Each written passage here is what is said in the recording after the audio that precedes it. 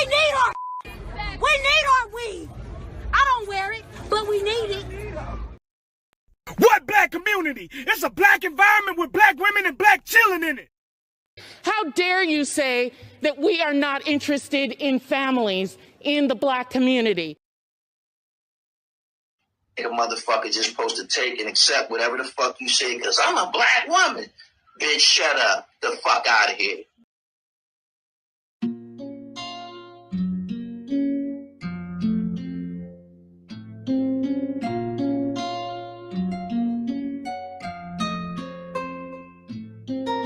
You're my addiction, the sweetest sin. In your game of love, I can never win. With every touch, I'm alive and dead. You're the silence and the chaos all inside my head.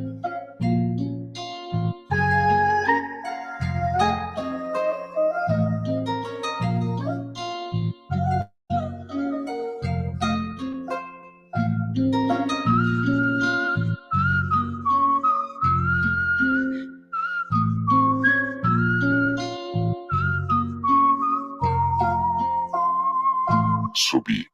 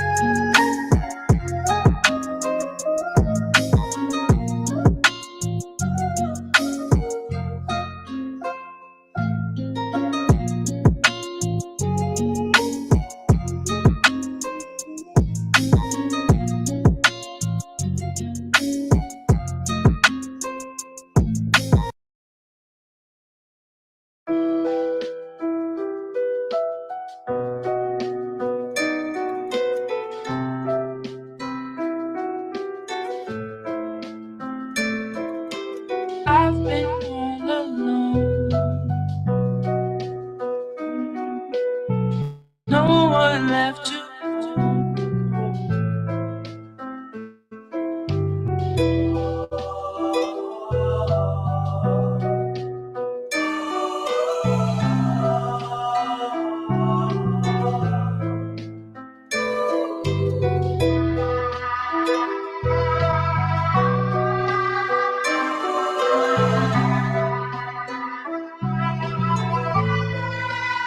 Subir.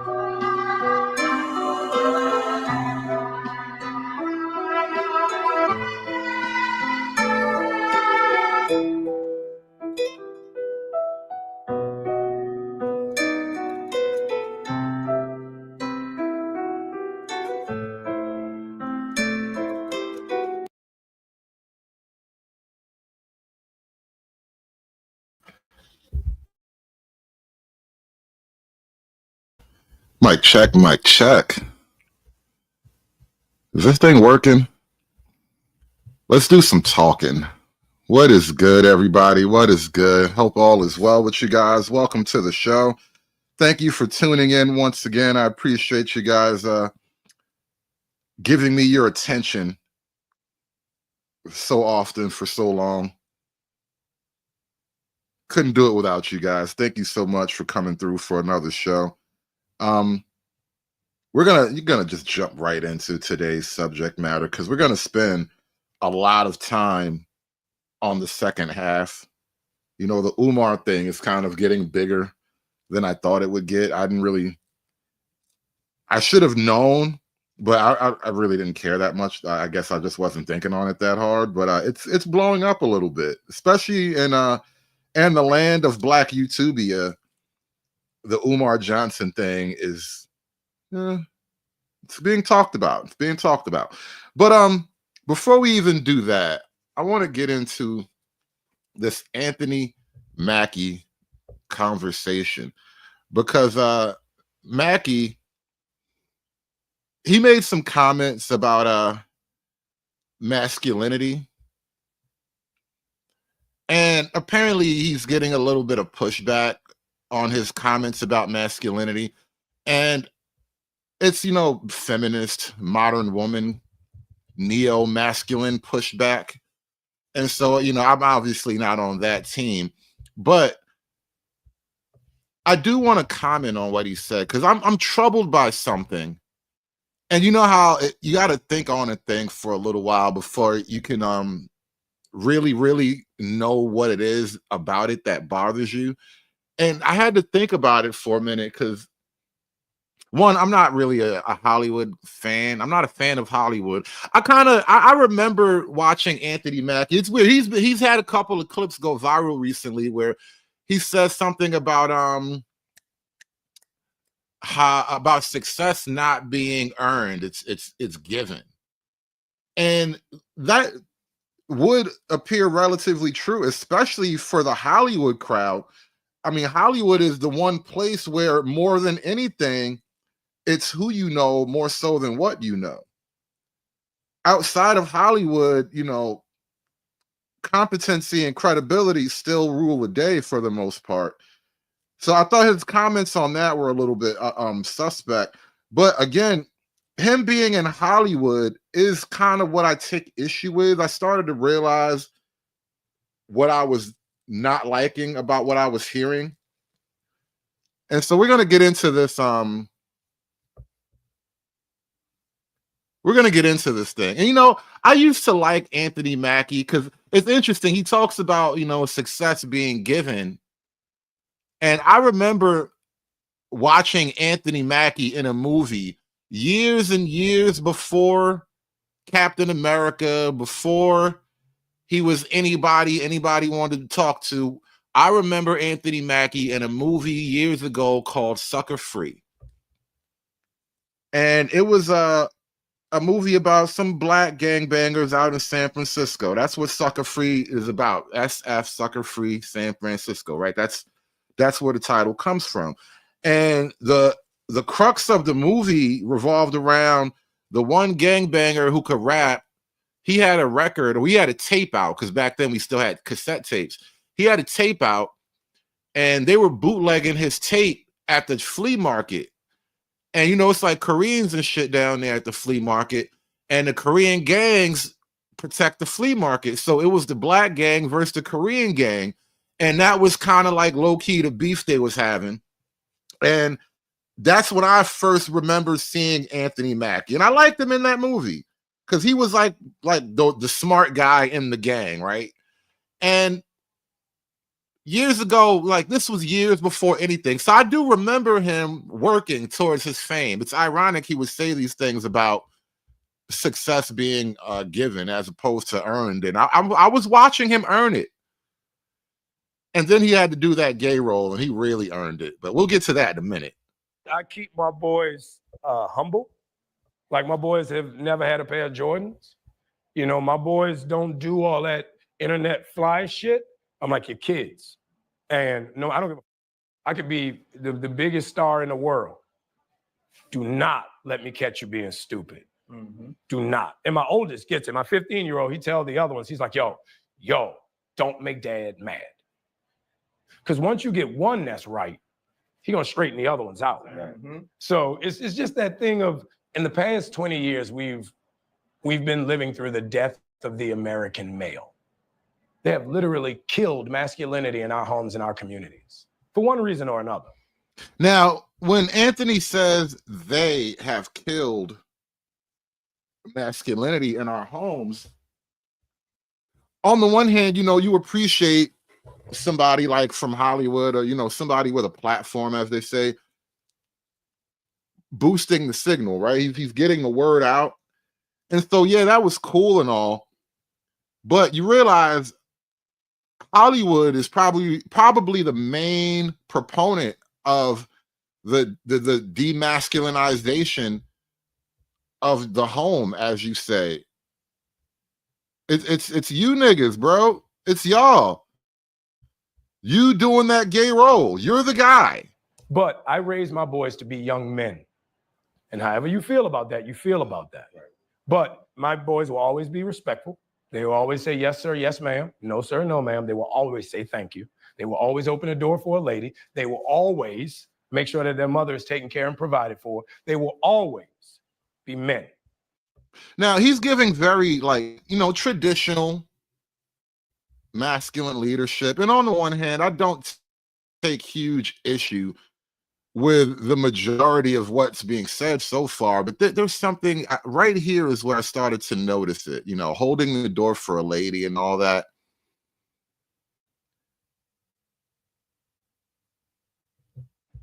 And that's always since they were 2 years old. Every time I left for a job, I tell my 15-year-old, you're the man of the house. You make sure these doors are locked every night. This alarm is on. You text me or you call me every night before you go to bed and you wake up. Now, I saw somebody type this on Twitter, so I'm totally gonna steal their joke.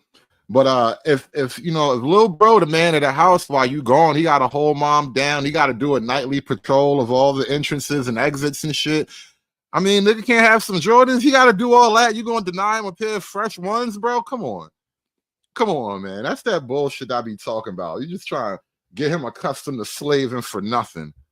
If I'm the man of the house, I deserve Jordans. Don't man of the house me and then tell me I can't get a pair of Jordans. But all right, anyway. Doors are locked every night. This alarm is on. You text me or you call me every night before you go to bed and you wake up.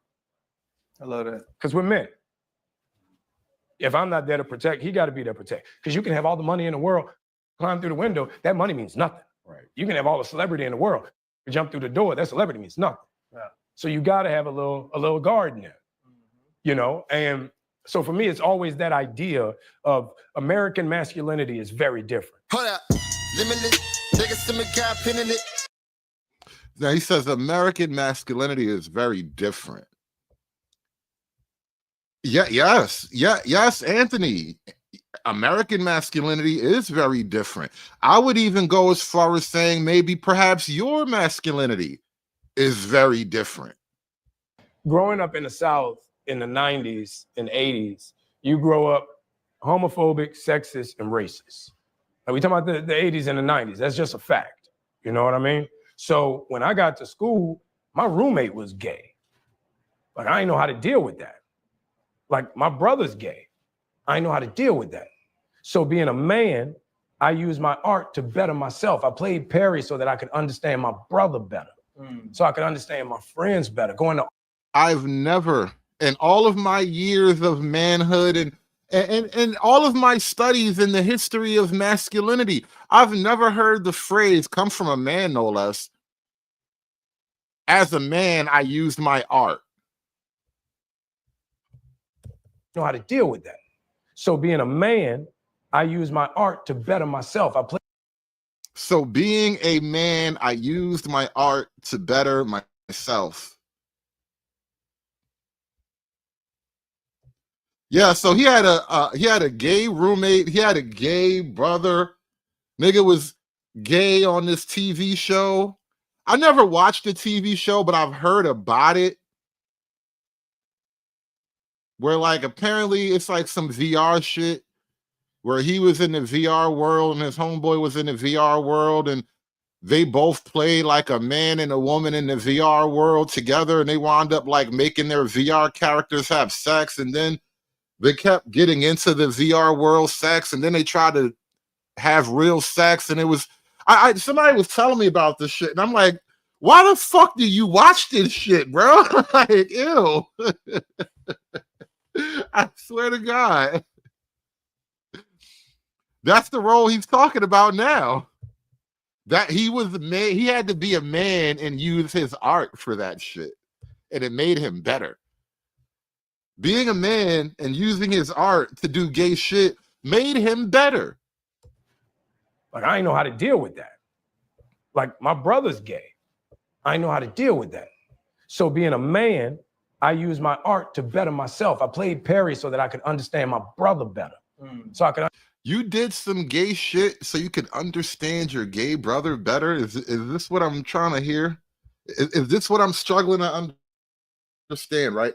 So you have a gay roommate and a gay brother, and you said, you know what, I just can't, I don't know, why do these niggas like hot dogs so much? Like, that's all they ever talk about is hot dogs. It's glizzy this and glizzy that. Nigga be in the shower just singing about glizzy.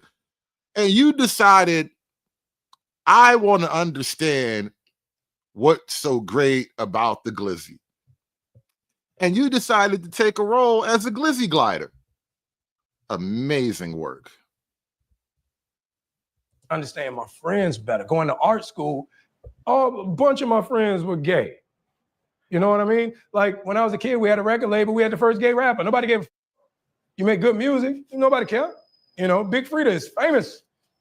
Here, for sure. For sure. You know what I mean? So the idea of being gay in New Orleans has always not only been supported, but it's been a part of the culture. But with me, I needed. Now, I will say this. Low-key, Black America gay as shit, bro. Low-key, you wouldn't know it looking at it. But if you take a second pass, you're going to notice some things, bro. To figure out what was my holdup, what was my insecurity about that. And once I played that role, I realized everybody deserves to be loved. Says who? This is where I start to take issue with him, right? Because everybody deserves to be loved is not masculine thinking.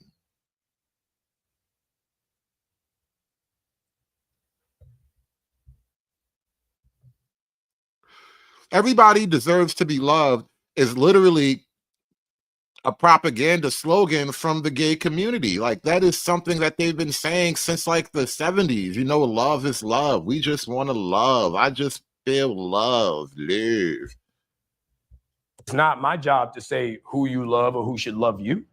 If you loved, I'm happy for it. And you see, this is where it starts to get deceptive. And frankly, dishonest too, because now you're by shifting the conversation in this way, you're kind of disparaging the real criticism that like right wing or just regular people have with it. It's not about your love, bro. Let me put it to you like this, without being like provocative and saying all this bombastic stuff, because you know I can. I've done it before and I'll do it again, but I'm trying to be a good boy. Try and be nice. I gotta be delicate about these things, you know. I was thinking about this as I was gearing up for the show. In the grand scheme of things, homosexuality is a net negative for the society.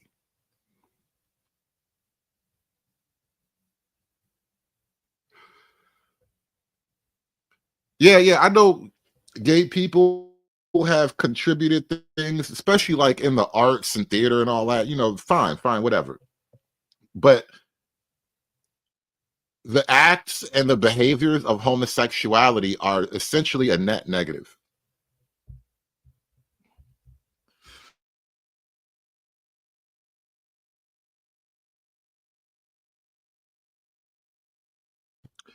And so without even getting into religious argumentation, without imagining what God feels and thinks of you, just on a practical level, there is nothing to be gained for any group by having the men pair off sexually or having the women pair off sexually. There's nothing to be gained from that.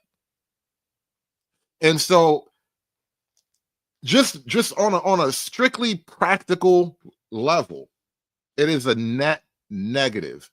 It doesn't add, it literally takes away. Because if those two people, if those two men or those two women want to have a quote unquote family,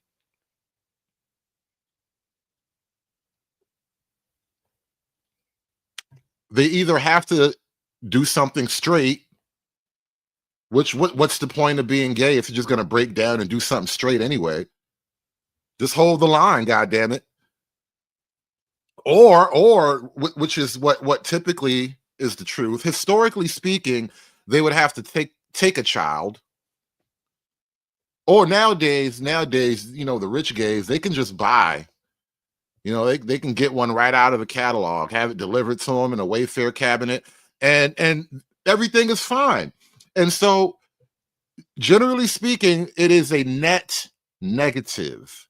It does not add, it only subtracts. As a man, I thought you would be, you know, comfortable with that kind of math, but apparently you're not. I mean, I'm gay. You know, so Perry was more so a statement piece for me with the love and admiration for my brother, with the appreciation and respect of my friends for that culture. It really. That is a great observation. Portia, how you doing, Portia? She says, as a wife, I'm not sure I would be able to handle or understand the fact that you just left this house for almost 3 months to be on set filming a gay scene to understand your brother. I can't. It is not just a gay scene, Portia. This is a TV show, right? You got to understand the TV show in and of itself was about him exploring homosexuality.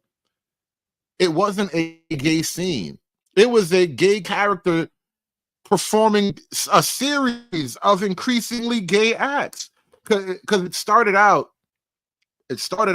on some VR shit. You know, the two guys are, you know, characters in the VR world, so it's a man and a woman. And then it transferred into, well, maybe we should try this. You know, that's, you know, yeah, it got progressively gayer as time went on. And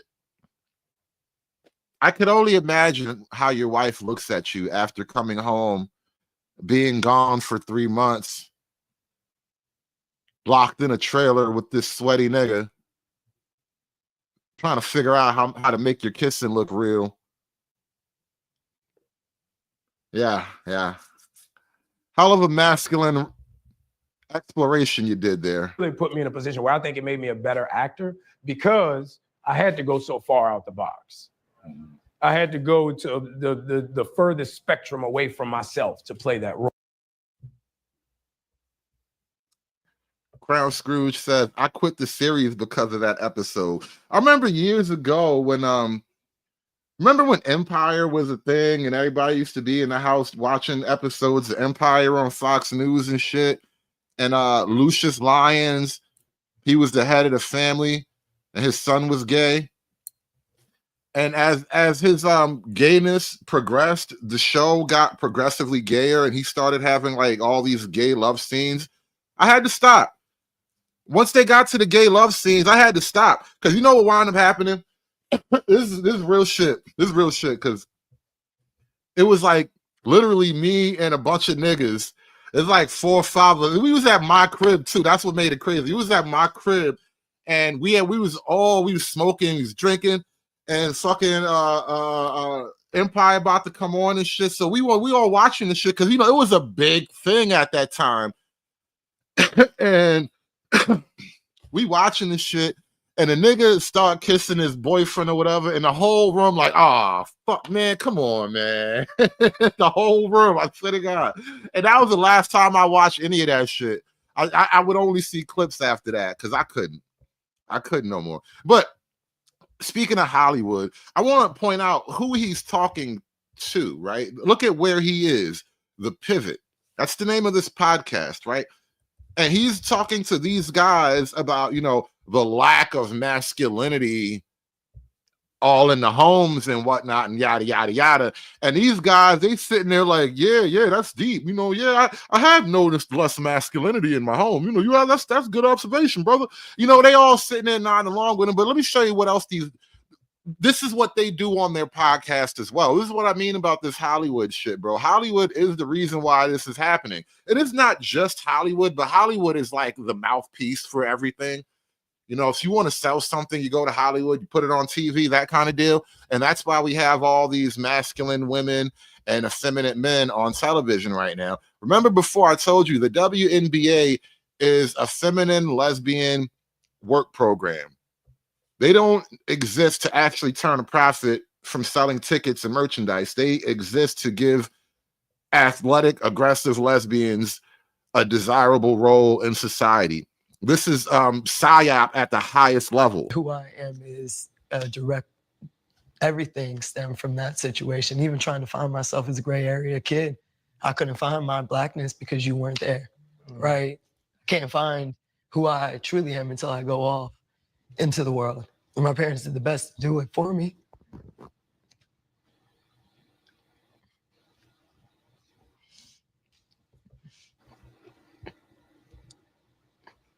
Now everybody got to cry light-skinned lesbian tears in solidarity. It's that Hollywood shot. Hate Hollywood. Solidarity, lesbian, light-skinned tears. I just can't do it. That nigga gay, nigga gay, nigga gay, nigga gay, nigga gay, nigga gay.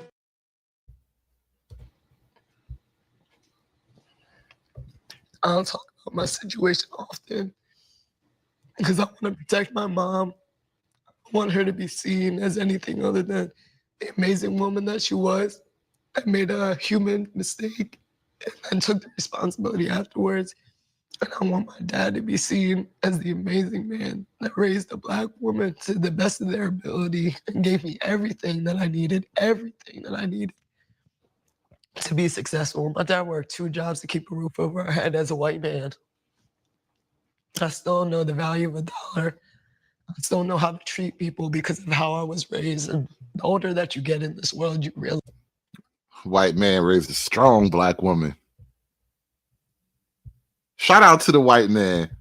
Nobody raises a strong Black woman like a proud white man. I tell you what. You want me on that wall. You need me on that wall. Realize how rare morals and values are and how people carry that into their world. And so when you talk about who I am, those 2 amazing white people truly gave me the best life that I could have had. Then from there, they gave me every opportunity to figure out who I was. They support me. You talk about, my dad is 82. My mom is late 60s, early 70s, and they're the most liberal people that might not understand my walk of life, but because I am their child, they always make a fighting choice to understand. It will go toe to toe for me. They applaud my advocacy. I really don't know why she's crying. But it took all of those things to make you. It took a sperm donor. It took Mr. Cloud saying, you know what, I don't care what color she is, but I love this woman. Oh, she's a test tube baby. That's what I'm saying. Nick, man up. A lot of niggas is test tube babies. Man up. That's what I mean about this lack of masculinity shit. Bitch, pick a side. You a girl or you a dude? Everybody's just as confused as you because of you right now.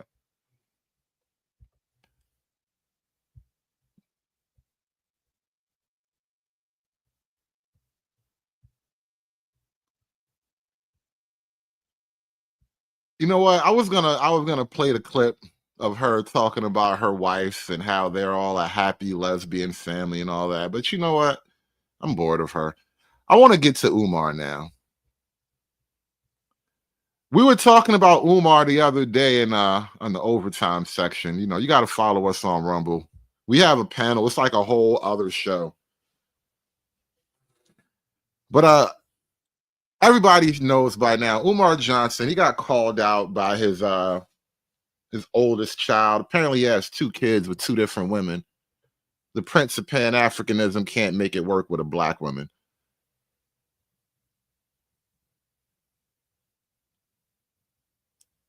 But we're gonna talk about his hypocrisy. I'm gonna work my way up to it. His hypocrisy knows no bounds. He is a shameless nigga. I will say that. Can nothing hold him back. But Umar right now, he's going to war. He's ready to go to war with the black women's.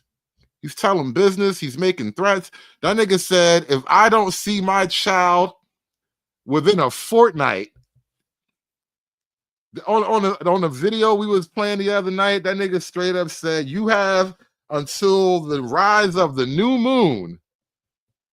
That nigga said there will be a full moon in 2 weeks, and if I do not see my child by the next full moon, I'm like, what kind of timing this nigga on? Like, no, that is a serious question. Like, really, what type of timing is that? I have no idea what type of timing that is. Nigga said by the fortnight. And I'm gonna drop a bomb on Ms. V. Well, it was an eclipse. That was what it was, the eclipse. Mama Smurf, and I'm talking to baby mama number 2, Mrs. Vegan. Let me say this about the baby mama drama. Now, right off the bat, this is really, this sort of thing is not supposed to be happening.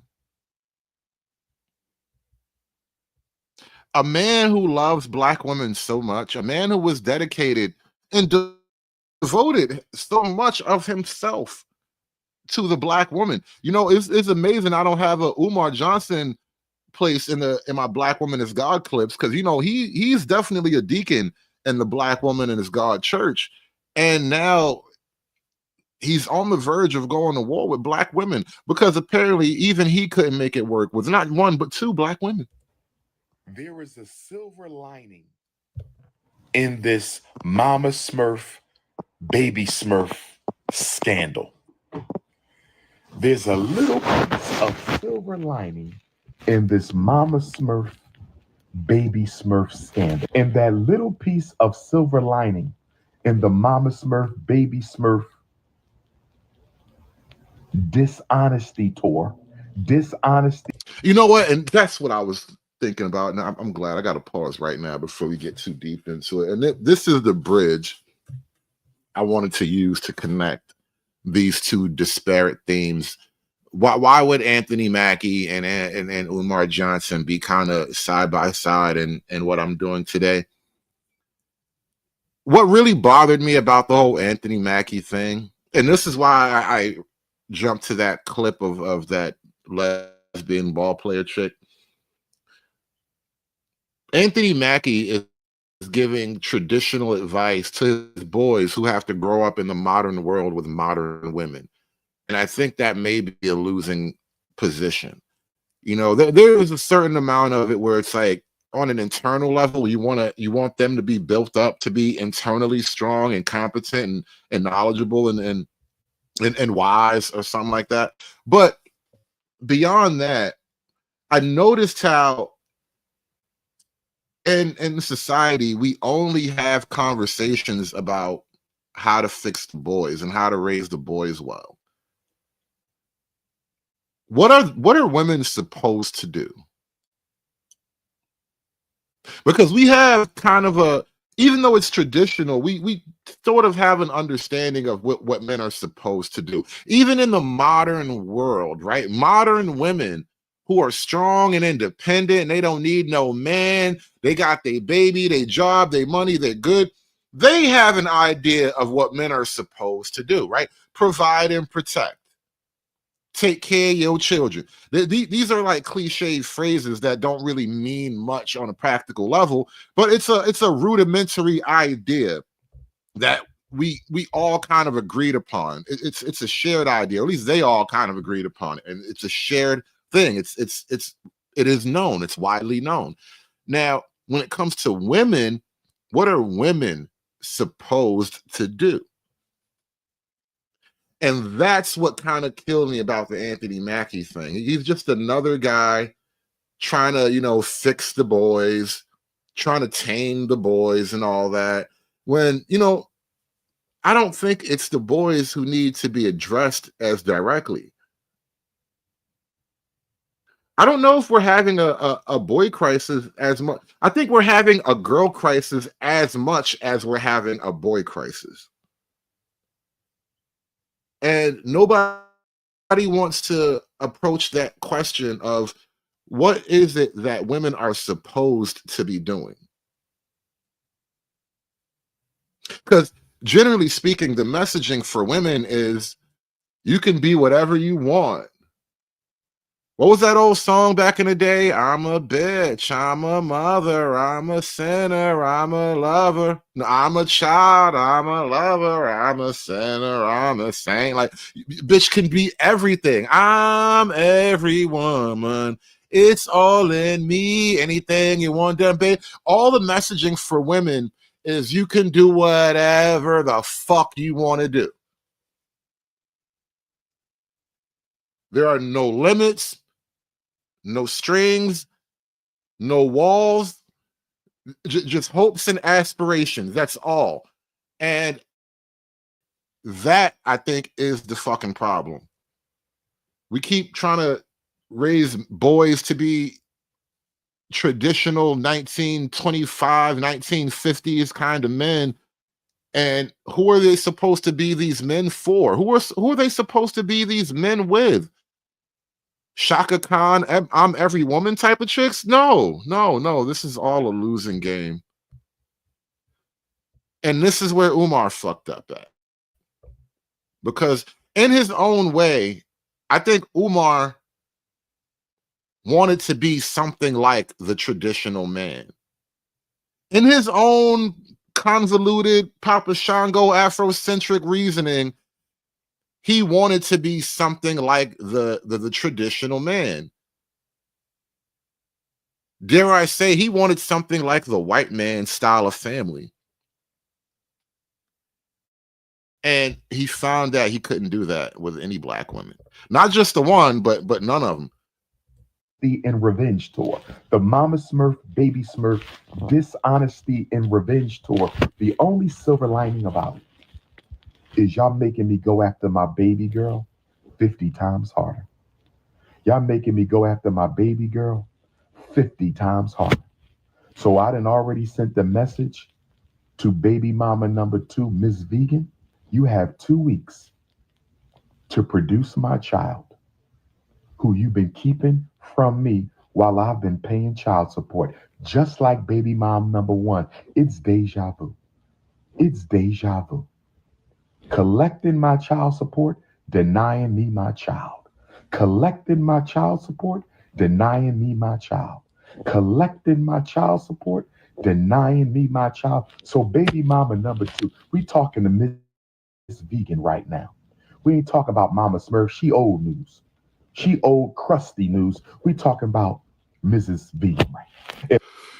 I should just speed up Umar's video a little bit because this nigga repeat himself way too much. I swear, you could cut down all your videos by a third. Like, you could say 1/3 more useful things if you stop repeating yourself so damn much, bro. It's like a weird psychological tick with this guy. But what we're going to do is actually jump back and forth between Umar and Cynthia G. Because Cynthia G has her claws in the Umar situation now. And I find it hilarious. And so we're going to like left foot, right foot, a little bit of Umar, a little bit of Cynthia G for the rest of this show here. Because I like the side by side.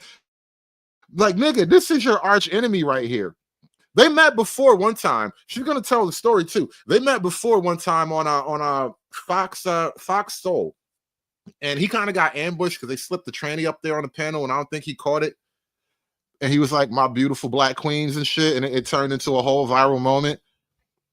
But yeah, Cynthia G is on the case, y'all. She came back just for this moment. That bitch died and got reincarnated on YouTube just for this moment. To discuss this situation and this problem that is Umar Johnson. But we're not just here to talk about Umar Johnson. We're actually here to talk about a much larger problem in the community called absentee fatherism. Umar Johnson plays into this because Umar Johnson is one of the many people who have spoken out against the epidemic of absentee fathers in the Black communities. Now, that is true. That is true. Umar has, you know, he's been shaming the guys a long time. This is why I'm no fan of Umar, because he's too one-sided with it, you know. Don't tell me to be loyal to a mercenary, bro. That's not how this works, you know. But on the one hand, for his own position, like, he's been hypocritical and then all that, and so we'll never forget him. We'll also never forgive him for his years of hypocrisy, and it's now blown up in his face, right? But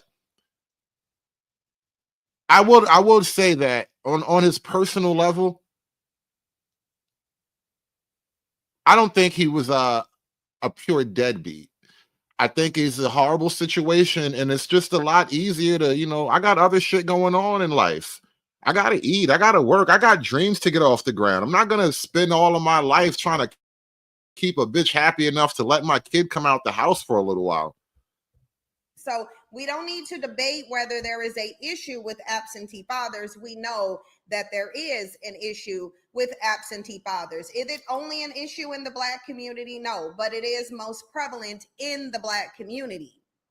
The Black community, as we know, has long been criticized and pathologized for its epidemic of absentee fathers. We all know this. We know that every single news How dare you say that we are not interested in families in the Black community? Talked about the absentee fathers in the Black community. We know there was a report that was created addressing the issues.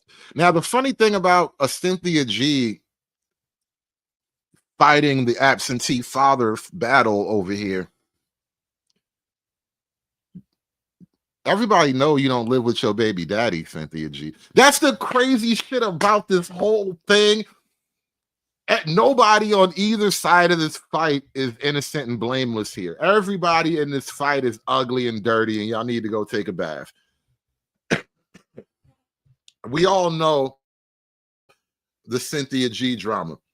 One of the sad parts of a guy like Obsidian not being on YouTube anymore, nobody drove the knife in deeper than Obsidian when he got his hands on the Cynthia G drama.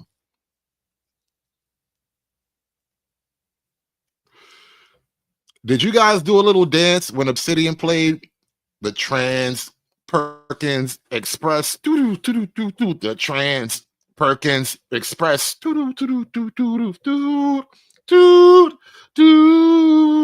Yo, he was going in on this shit. Now, if you don't know, the scandal with Cynthia G is, for a long time, she was a single Black woman talking shit about race and men. And she was, you know, much like right now, talking shit about Black men as bad fathers, yada, yada, yada. And she decided she wanted to have a baby. And so she got pregnant willfully. And she gave herself, she selected not just anybody, but another pro-Black YouTubian, a guy by the name of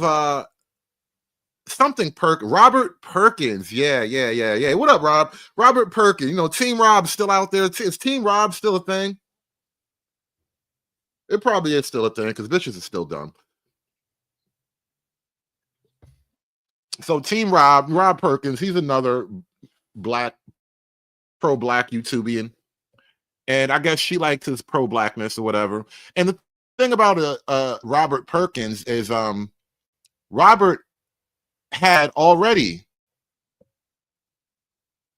4 baby mothers, or, you know, he had 4 children, and I'm imagining 4 baby moms. Maybe he lucked up and nutted in one twice, but let's just assume 4 for 4, right? Yeah, Robert Raw Dog Perkins. Yeah.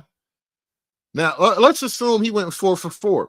That made her, Cynthia G, baby mama adjunct 5 of 5. She joined his baby mama board collective.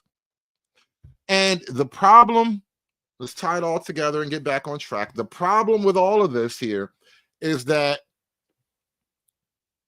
she immediately began complaining about his lack of time and paternal interest and yada, yada, yada. And how much time could you get from a man who already had 4 other baby mamas? You come in last in the pecking order. I mean, you're all shiny and new. We probably like hitting it once or twice because, you know, the only thing better than old coochie is new coochie sometimes. And you were the new coochie. And now you're old coochie, and you just got to wait till he get around to you again. In the Black community, one of them being absentee fathers, which was the Moynihan report. And we know that many so-called Black scholars have addressed the issue of absentee fathers in the Black community because it is so prevalent, because it is so pervasive in the Black community. It has been extensively discussed by people like Umar Johnson. The Black community has long been criticized and pathologized for the issue of absentee fathers. While the Black community will blame Black women for absentee fathers, the rest of society understands that the only people who are able to be blamed for the absentee father epidemic are the ones perpetuating it, which is the absentee fathers. We've heard a wide array of excuses in the Black community.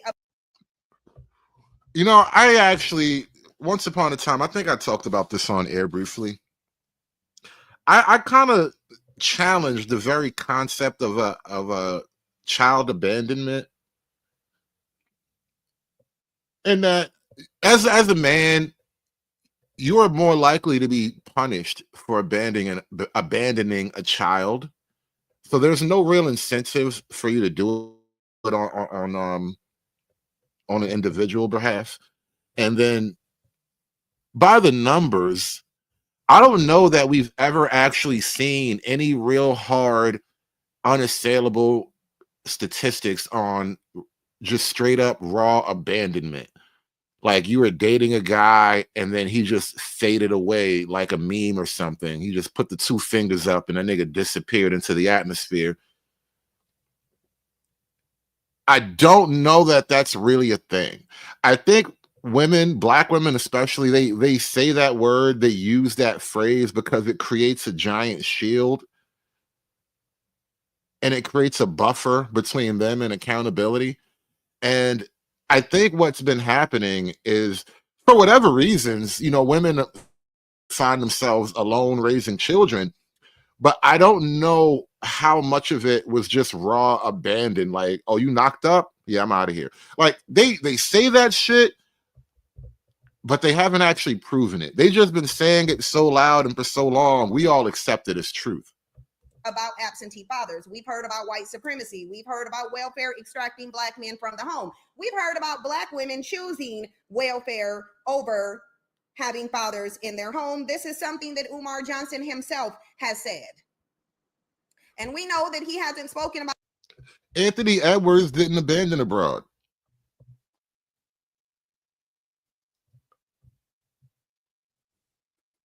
When you get knocked up by a ball player, you are not abandoned.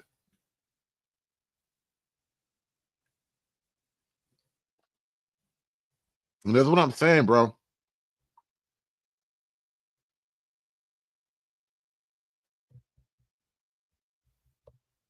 No. He has to pay her now. Webster in the chat says he told her to get an abortion because he was going to abandon her and the baby. She refused, so she got abandoned. I understand the use of the phrase, but hear me out for a minute. She is not left to the wolves, right? And I'm not even saying she has to rely on welfare at all, right? He's going to pay for that a lot. And so for her to even argue abandonment while receiving, you know, what will become millions of dollars over a lifetime, I don't know. I don't know. I'm not sure how many women have been truly just straight up abandoned. I imagine the percentage is actually way lower than we imagine. I think it's a thing that women say because you'll be believed.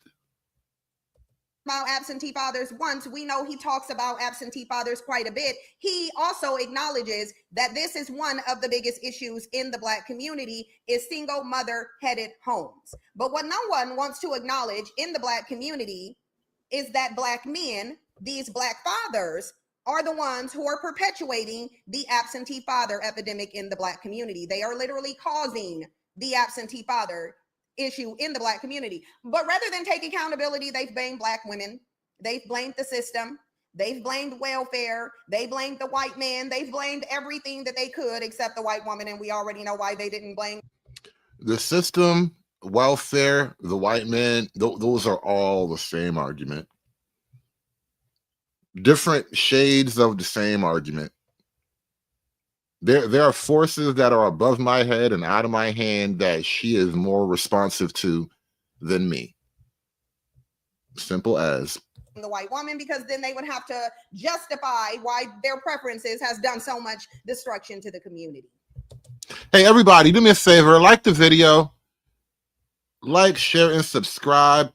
If you haven't followed us on Rumble already, be sure to follow us on Rumble. I just threw the link in the chat so you can catch us over on Rumble whenever we do go Rumble exclusive later on in the show.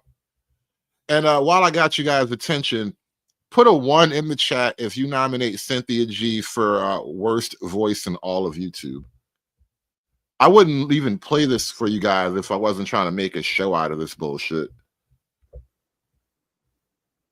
The issue of absentee fathers in the Black community has been discussed many times on many different platforms. And as many of you know, a few years ago, I had the opportunity to discuss the issue of absentee fathers on Fox Soul with Umar Johnson, who is also known for speaking against absentee fathers and who is now facing his own backlash after his own daughter came out exposing him for being an absentee father.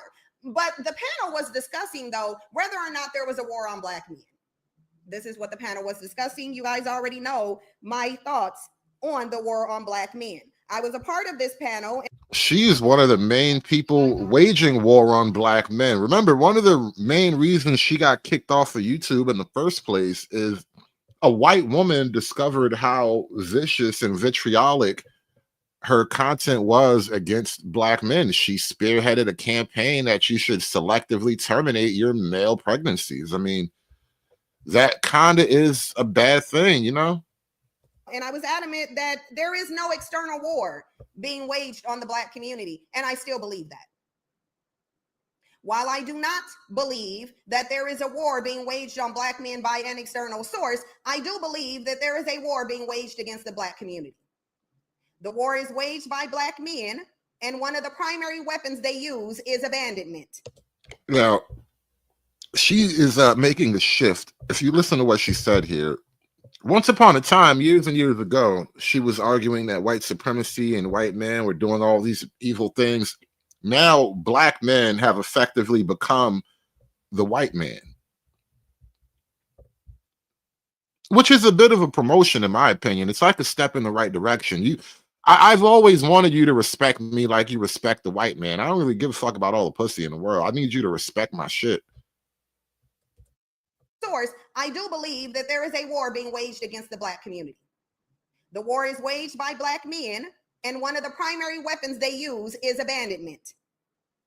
We already know there's a whole host of issues that presents in males and females when they have an absentee father. The issues are not being caused by the single mother. They are being caused by the fathers who refuse to take care of their children. The issue is being caused by the fathers who refuse to take care of their children. Let's hear from Umar. Meet and see my child by Saturday, March 29th. Mrs. Vegan, I will be going live, and I'm going to tell the whole world information you don't want them to know. And Mrs. Vegan, I don't want to put your business in the streets. You are the mother of my beautiful African princess. You are the mother of my beautiful African princess. And I respect you, Ms. Vegan. I respect you. But you are not going to deny me my child anymore. We have a child support hearing coming up because you want more money. And no problem, I will be at the child support hearing. But we're not talking about child support right now. We're talking about a relationship between the prince and the princess. We're talking about a relationship between Queen Kong and King Kong. I better see my baby. I think your terminology is a little fucked up. The prince and the princess would be children. It would be the king and the princess. You would be the king, Kong, you know? Anyway. Next 2 weeks. You better text me, date, time, place. And once I see my child, you and I will schedule uninterrupted visits. Not in your house. We're not doing grandmama couch no more. I'm taking my daughter out with me, and she's going to spend quality time with me. She's going to go on the road with me. She's going to Africa with me. Nigga talking real big for, you know, a dude who allegedly abandons his children. These are the dueling banjos. Put a like in the chat, man. These are the dueling banjos of the black family narrative right here. She says he's a child abandoner. Umar's like, I better see my baby by the next blood moon, or there will be hell to pay in the kingdom. She's going to London with me. She's going to Jamaica with me. We're going to create a custody agreement outside of the white man. Oh, yes. Black self-determination. We're going to get back to Garveyism starting today. Since you have time to go find Mama Smurf and Baby Smurf. Baby Smurf said that Baby Smurf said that Miss Vegan found her mother to ask her if we were still in a relationship. Miss Vegan, is that true? Mrs. Vegan, according to my eldest child.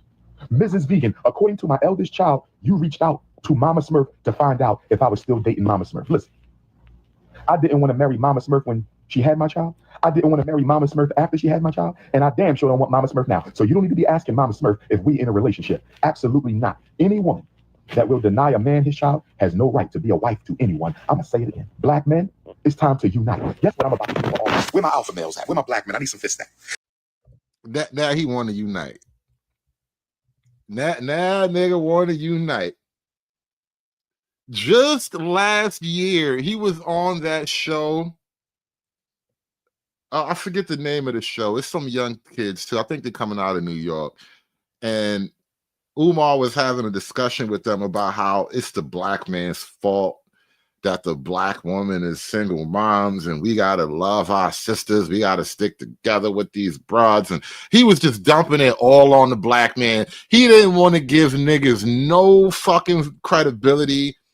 He didn't want to give no acknowledgement to the grievances. All of our grievances was our fault. Yeah, thank you for that, Dylan. It's the Daily Wrap-Up crew.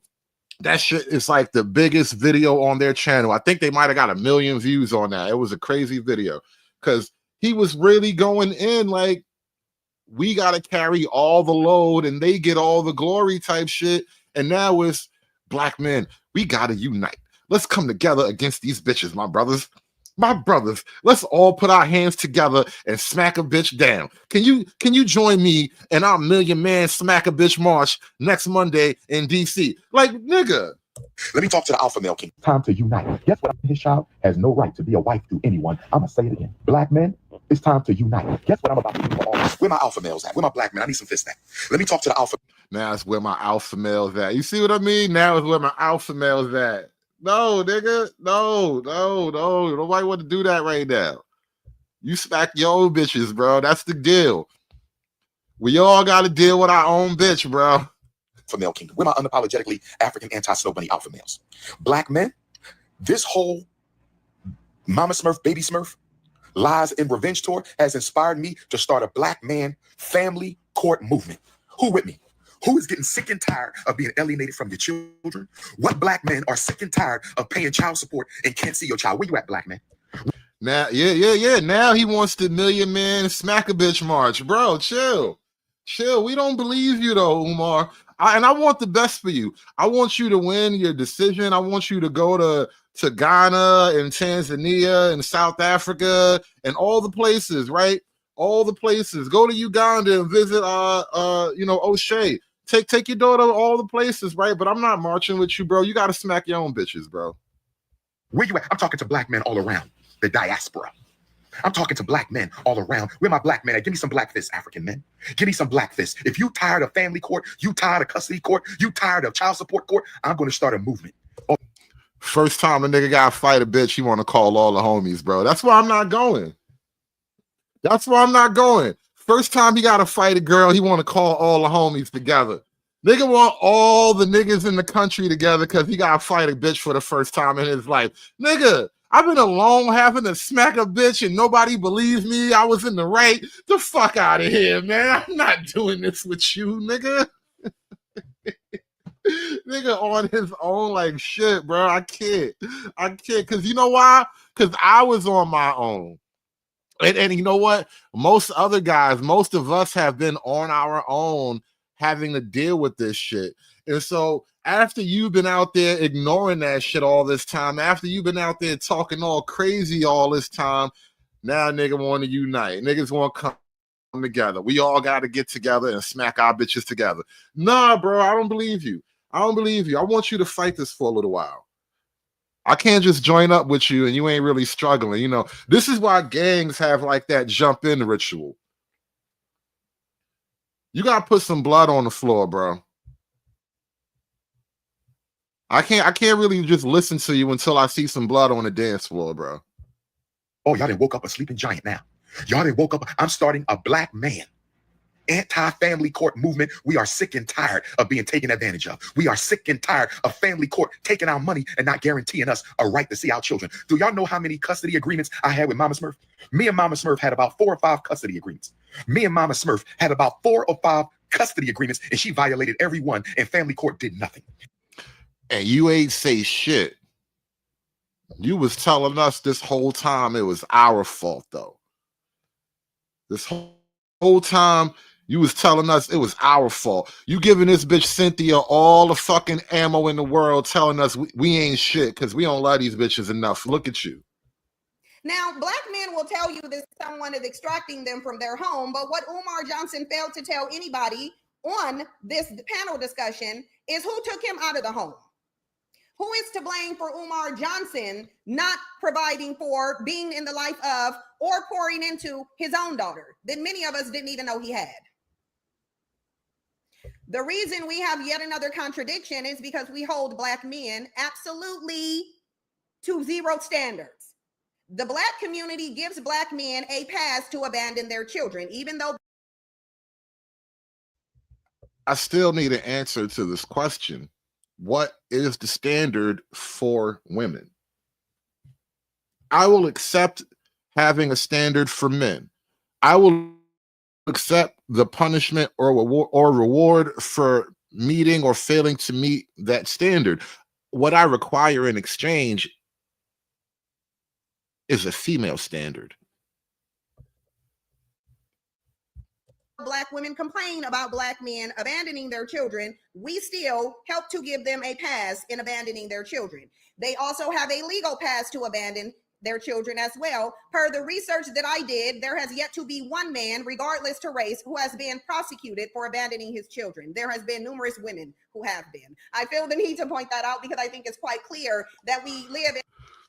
I think she just revealed something she doesn't really care to acknowledge the reality of. Legally speaking, it's pretty much only women that abandon children. Legally speaking, women can legally abandon a child, which makes it even worse, right? The fact that a woman can just give a child up makes the idea of child abuse and child neglect and all that and child abandonment, it makes it even more retarded when you think about it, because women have every legal recourse to get rid of a child, from pregnancy to after pregnancy. At any time during the child's life, as a mom, you can just be like, listen, I'm just not cutting it. I'm just not making it. And I need to give you guys to the state. And, you know, social worker might look at you funny, but she gonna fill out that paperwork and them babies gonna go off with the state, right? And I don't think there's any such legal recourse for men. One thing I don't think you'll ever see in life is a man dropping a baby off at one of those fire station drive-through baby boxes. You know, you can just pull up in your car and drop your baby off at a fire station now. Just put the baby in a little fold-down drawer and close the drawer and drive away. I don't think you'll ever see a guy doing that. They make it specifically for women. In a system of injustice towards women. One of the injustices perpetuated on women is burdening them with the oppression of single motherhood. Even though Umar Johnson... The oppression of single motherhood. Did you catch that? The woman who chose single motherhood herself, right? She chose oppression. What are we supposed to tell? What are we supposed to make of a woman who chooses oppression? That's how you know the dick is good, by the way. When a bitch wants to be oppressed, I'm just saying. And has spoken out about oppression numerous different times. He has still subjected at least one black woman that we know of to the oppression of single motherhood. But I want to play a little clip for y'all. I want to play a clip because I don't want to lie on Umar Johnson. I don't want to do that. So we're going to look at Umar Johnson's own words. This is when we were on Fox Soul discussing, and I want y'all to look at this clip here as we listen to Umar Johnson explain what he thinks is important in the community and what he believes is the cause of the absentee father epidemic. Let's get into it. All right. Now, this person at the top left right here is a transgender. Umar did not know. Nobody told him at the time. He was told he would be on a panel with black queens. It was really funny. Black man, why should I care about a war being waged against you? You know, the fact that they slipped the transgender on the panel and call them all women together, that is the war on black men.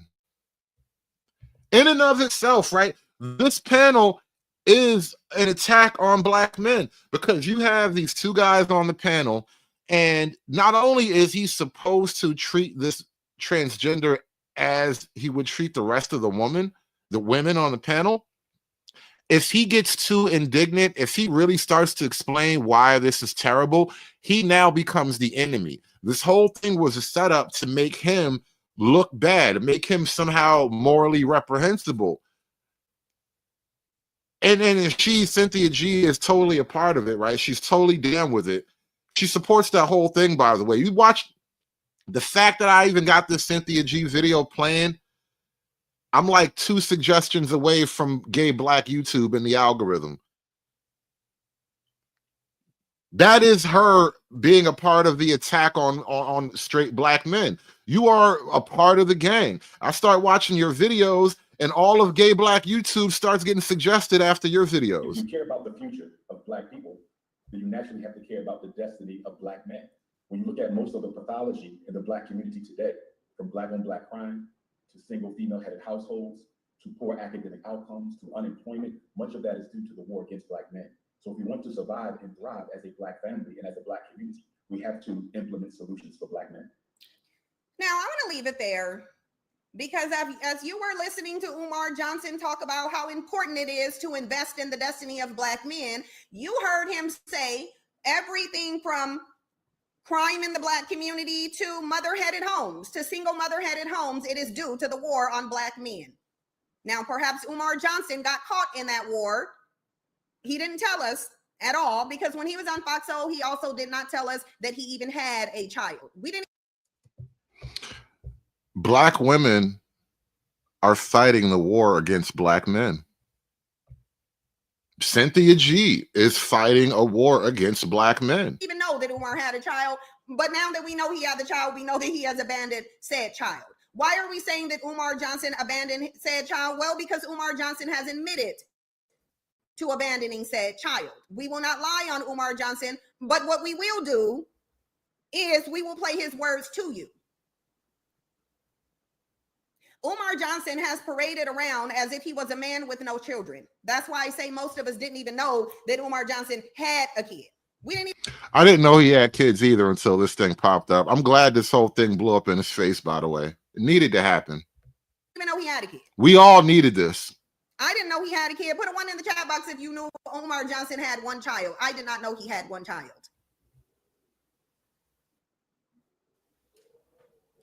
Now, if you were to ask me on this same panel, was there a war on black men? Then you would understand that there absolutely isn't a war on black men, except for the one that black men are waging against the community on their own. Black men are waging a war against the community on their own. Yes, I filed contempt of court. I told you I got all my paperwork. I got all my paperwork. Yes, I filed contempt of court. And what did the court system do to Mama Smurf? Nothing at all. The court system did nothing at all when Mama Smurf failed to produce my child. So we're not going for it. Black men, get ready. Black men all over the world. This is a Pan-African movement. I'm starting a black man anti-family court movement. We step into all elected officials. If you are a mayor, if you are a city council. Umar wants black men to wage war against the community. Oh shit. Person, if you are a state rep, if you are a state senator, and if you don't stand with black men against the family court exploitation and domination, we will vote you out of office. That's right. We're going to start with Congressional Black Caucus. Now, let me be totally honest about this. I like what he's talking about. I just don't like him talking about it. If that makes sense to anybody here, put a 1 in the chat if you have similar torn feelings. Generally speaking, I like the idea of, you know, making a legal case and doing all the things against your representatives so they can act on your behalf. I just don't like him talking about it because, nigga, you ain't shit. We're going to start with Congressional Black Caucus. We're going to start with Congressional. We're going to D.C. Black men, are you ready to march on D.C.? We want a meeting with the Congressional Black Caucus. They not doing nothing anyway. They not doing nothing for black people anyway. They not doing nothing for black people anyway. We're going to go to Congressional Black Caucus, and we're going to tell them that they're going to create a bill for black men. First of all, no child support if he don't see his child. Oh, we changing the rules. You don't get no money if he can't see his child. Period. You don't get no money if he can't see his child. I'm gonna say it again. Nah, you fucking up, bro. Don't connect money to visitation because the broke niggas ain't gonna get to see their kids. You lose your job, you're gonna stop seeing your kids, bro. Don't do that. That's a bad move. Don't connect those two things. No more money for deadbeat moms. That's right. We keep talking about deadbeat daddies. When are we going to talk about deadbeat moms who keep the kids from the daddy? We keep talking about deadbeat daddies. When are we going to talk about deadbeat moms who keep the children from the daddies? Oh, yes. Get your boots on, black man. We marching. We are marching against the Department of Health and Human Services. We marching on Congressional Black Caucus. Enough is enough. Y'all can thank Mama Smith. See, nah, bro. See, chill. You want us to join you because you got to fight one girl. You got to fight one woman, and you want us to join up like an army. Nah, bro. You got to fight that bitch, bro. Straight up, Umar. You got to fight her fair, man. You got to fight her like a man, bro. We can talk about all that, you know, get legal remedies to our solutions. We can talk about all that later, but you got to fight her like a man. I feel like I feel like you're scared to fight this girl. Like, yo, let me call the homies up. She tripping. She tripping now. Umar really got it. And this is what's crazy. This is what's crazy, bro. I've never heard Umar be so critical of women until just now.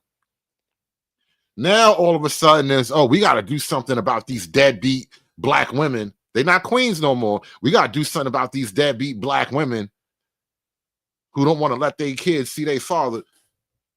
That nigga is one court date from calling black women bitches, bro. I swear to God. This next court date don't go right. Watch his videos be so fucked up. Smurf and Baby Smurf, for Mama Smurf and Baby Smurf, I want to say thank you.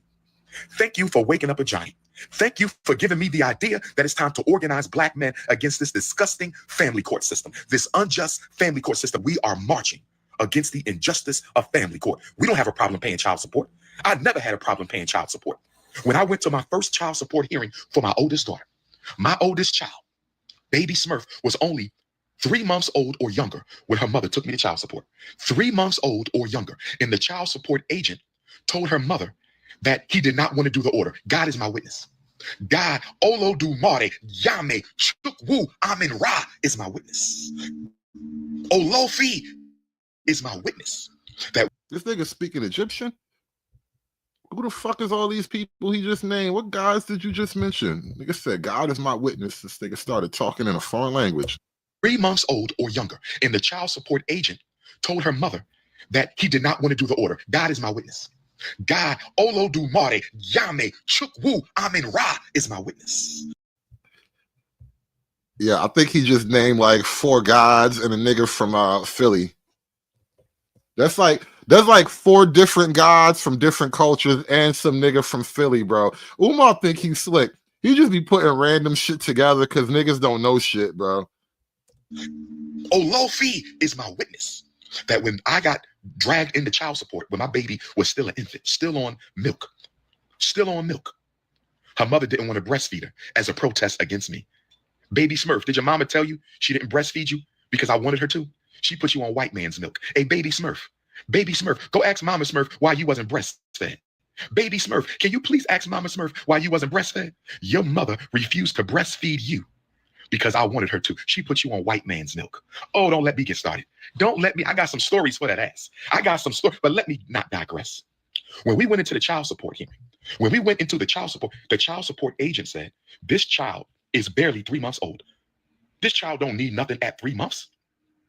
You still on maternity leave. Why do you want a child support order at 3 months? God is my witness. Philadelphia Family Court. Where all my Philadelphia black men paying child support? Make some noise. And so he said, I don't even want to do the child support order.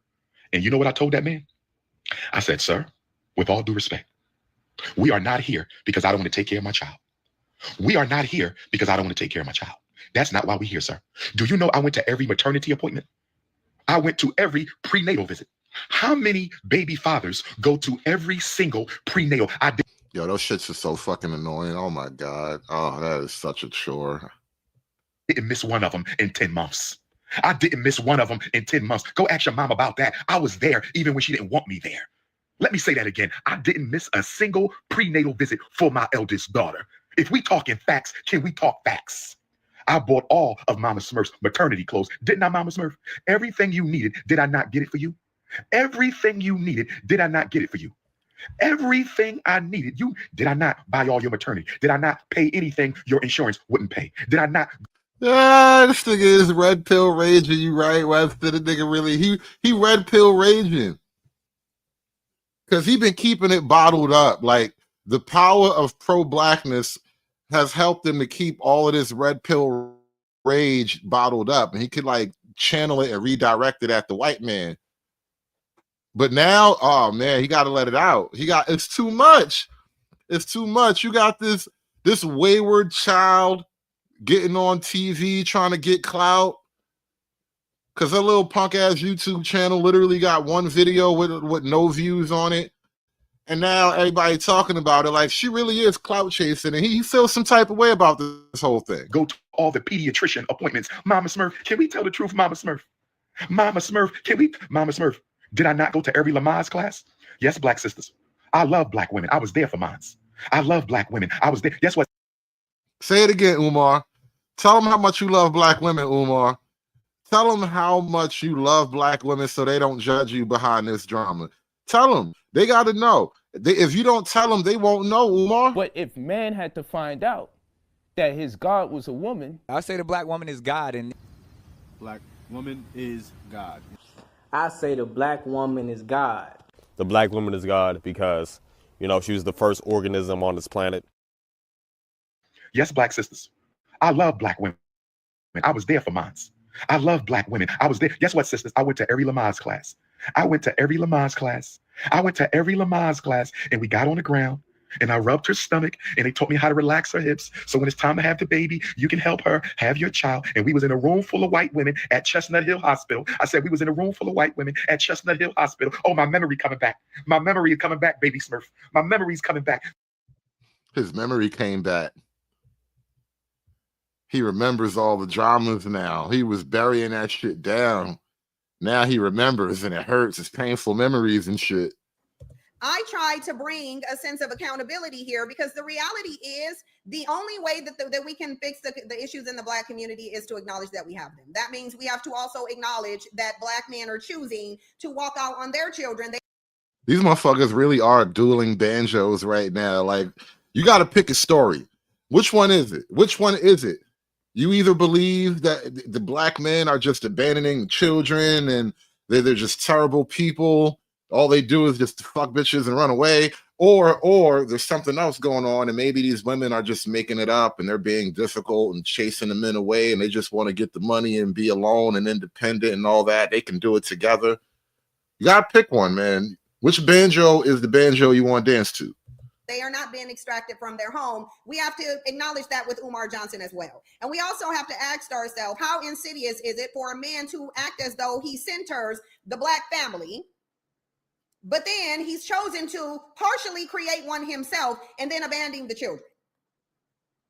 That's what this man has chosen to do. Is he the only person who has chosen to do this? No. There are multiple Black men who were held up as leaders, who were revered, who did the same thing. Is she reading off a speech? Roz Moy said there's no war on Black men. These lame ninjas are the one waging war on the Black woman and child. They are. And they refuse to take any accountability for it. They won't take any accountability for it. Now, someone saying 3 kids, 3 baby mamas, I don't know that to be true or not, so I'm going to go ahead and leave the number alone. But what we do know is that one has come out and she has been adamant that Umar Johnson has not been present for a day in her life. Not a single day. Not one single day. And this is a problem. Because even if you only had one child, I would think this would be the child that Umar would be parading around. I would think this child would be Umar's progeny. She would be his predecessor. This is what I kind of resent about just the positioning of these arguments. And there's, you know, it's unfortunate. There's nothing to be done about it. But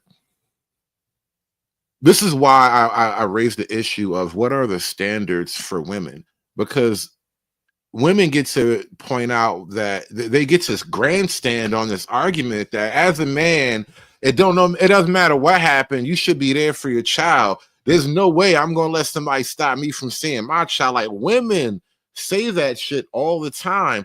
But at the same time, it is women who will throw up every conceivable roadblock between you and your child. And then tell you that if you fail, if you stumble, if you get frustrated and walk away because you get tired of jumping over hurdles, then somehow you're the problem, not the person putting up the roadblocks and the hurdles. They're just women. They basically don't even exist in this equation. You're the problem. I would think that Umar Johnson would actually be bringing her on tours with him, setting her up to continue on with his legacy. And unless he just don't want to because she's a female. I'll say it again. Sorry, y'all, those are my shutters over there. Let me go ahead and shut them so that they're not flying open and we'll get back to it. Hold on, y'all. Absolutely not.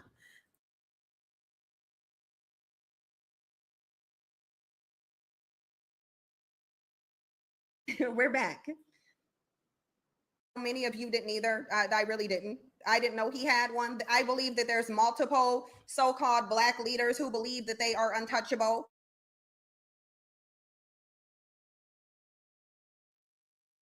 She just went on mute somehow. I didn't realize I muted myself. But what I'm saying is that even if the whole entire community was aware that Umar Johnson had a child, they would still blame a Black woman for the abandonment. This is why we haven't progressed at all. This is why this issue has continued to perpetuate, because we refuse to put the onus on who the onus belongs to. We can sit up here and we can look at this big issue that we have in the community, this issue that notably and documentedly is causing a lot of problems in the community. We can do that, but we won't be able to solve the problem. We will not be able to solve the problem unless we first acknowledge who is perpetuating it. Now, I already know, and many of you already know, that there is no external war being waged against Black men. They failed to substantiate that. But what I believe is that Black men are actually waging a war. They are actually waging the war. I want to play you a clip from what I said on this very show in terms of whether there's a war being waged against Black men. See, again, if there's a war being waged, I'm not really trying to use that language, but Black women are definitely fighting against Black men in their own ways. Because I'm willing to tell the truth. I'm willing to acknowledge the issues in our community. Yes, we do have systemic racism to atone with, but is it causing all of the problems? No. It's not causing all of the problems. Black men are causing the vast majority of. No, notice how she's shifted her content away from racism arguments to focusing solely on the men. It was a strategic shift she made years ago. The problems in the Black community, and we fail to acknowledge that.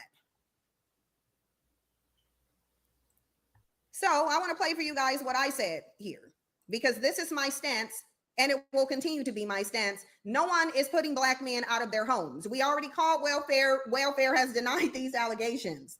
Let's continue.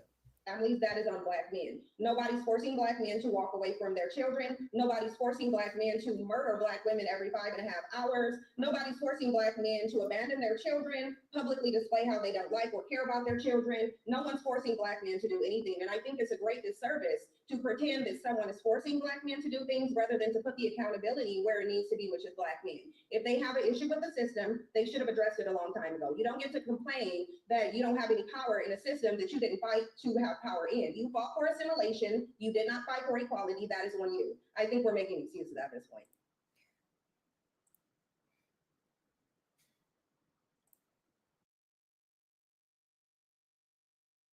We was on the floor at Chestnut Hill Hospital. We was the only Black family because she was bougie. We was the only Black family. Both baby mamas bougie. We was the only Black family in the Lamaze class, and we got on the floor with the snow bunnies. We got on the floor with the snow bunnies, and I rubbed her stomach, and I held her, and I did everything, and I stretched her legs, and stretched her arms, and I stretched her back. Mama Smurf. Mama Smurf. Am I lying, Mama Smurf? Mama Smurf, did I not go to every Lamaze class with you, Mama Smurf? Mama Smurf, did I ever miss a single prenatal appointment, Mama Smurf? Didn't we go to lunch after every prenatal, Mama Smurf? Now, Mama Smurf, I'm going to drop a bomb on you, Mama Smurf. And I'm going to drop a bomb on Ms. Vegan. I'm talking to baby mama number 1, Mama Smurf, and I'm talking to baby mama number 2, Mrs. Vegan. I'm going to give y'all real rap right now. This is from my heart for all my supporters around the universe right now, from Africa to Alabama, from Jamaica to Jersey. If either one of my children's mothers would have respected me as the father of their child and not tried to make me marry them just because they were pregnant. I'm giving y'all the truth right now. This is real Ifa Tunde from the gut. If either one of my children's mothers would have respected me as the father of their child, instead of trying to force me to marry them just because, I would have married them just because. Did y'all hear what I said? I'm gonna say it again. I would have did it for my daughters. I would have been miserable. We would probably be divorced by now, but I would have did it for my daughters. The problem was they couldn't even show respect. You know what's interesting? I was watching a clip earlier. It was from Anton Daniels, one of his panel discussions, and they were having a conversation about men being miserable in relationships and in marriages, but they kind of just lock in and suffer through it. They get over whatever it is they were miserable about, apparently. And I guess he avoided all that. They couldn't even show respect during the pregnancy. They couldn't even show respect during the first year. I'm going to hold my comments on Mrs. Vegan because I might have to expose her on social media March 29th. I'm going to hold my comments about baby mama number 2 because I might have to expose her if she don't put me in contact with my daughter in the next 2 weeks. So March 29th coming up, y'all. March 29th coming up. That's like 12 days away. 12 days of Christmas. I'm not going to say too much on her because she's getting her own live stream. She's going to get her own live stream. But when baby mama number 1 told me before she gave birth to my baby, when baby mama number 1 told me before she gave birth to my baby that you will be with both of us or neither one of us, who you talking to? Who are you talking to? I beg your pardon? I beg your pardon? I beg, who are you? That woman told me you will be with both of us or neither one of us. And then right before she gives birth, she tells me, your daughter is not going to have your last name. Your daughter is not going to have your last name. I said, what are we talking about this for? We already decided our daughter will have my last name. What is the problem at this late date?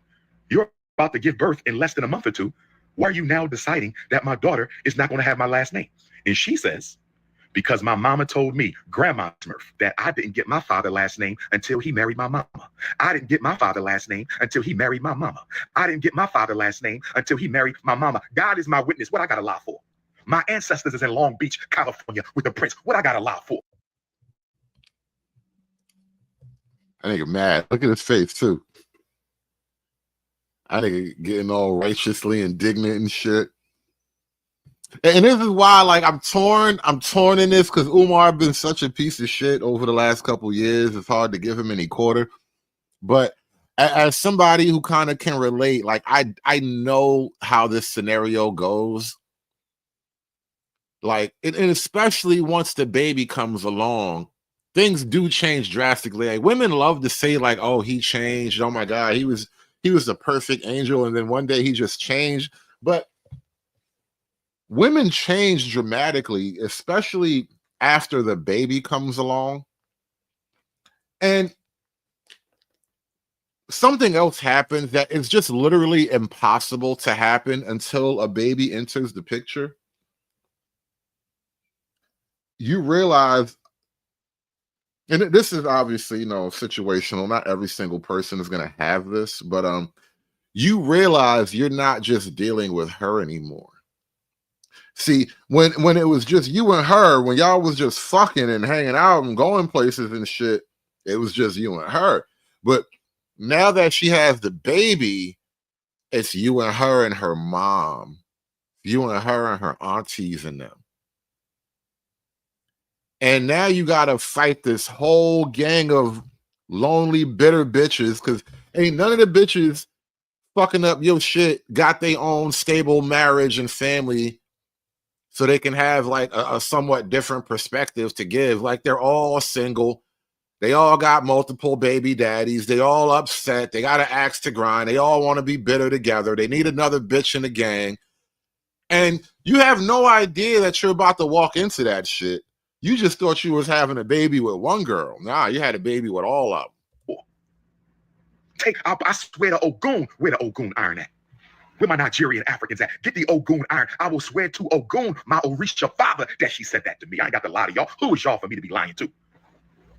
I ain't no pastor or politician. I don't care about no public opinion. This is Ogun Tade. Nah, paia, nah. She said, Mama. Nah, paia, nah. If this nigga keep talking like that, I swear to God, he gonna summon a demon. They're gonna summon an ancient African demon. That motherfucker gonna pop up in all of our phones. He keep talking like that. Watch. They're gonna give us the ancient African virus in our phones, bro. Stop talking like that. Mother told me I didn't get my father's last name until he married her. That's what she told me. I didn't get my father's last name until he married her. So you know what I did? I called up Grandma Smurf. All due respect to her, because I do not disrespect elders. I called Grandma Smurf. All due respect to her, because I don't disrespect elders. I'll call Grandma Smurf. I hope all is well with Grandma Smurf. And I said, Grandma Smurf, your daughter just told me that you told her that she should not give my daughter my last name unless I marry her. She said, yeah, Umar, that is right. Because in this family, when we get pregnant, we get married. She said, yeah, Umar, that's right. Because in this family, when we get pregnant, we get married. You see? Umar put his dick in a coven. He didn't even know. A lot of dudes don't know. A lot of dudes don't know. You thought you was just fucking her.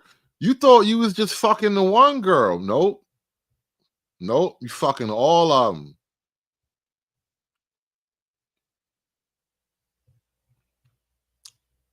And now they just get to make up rules and shit. Like, she said that's your baby. Y'all married now.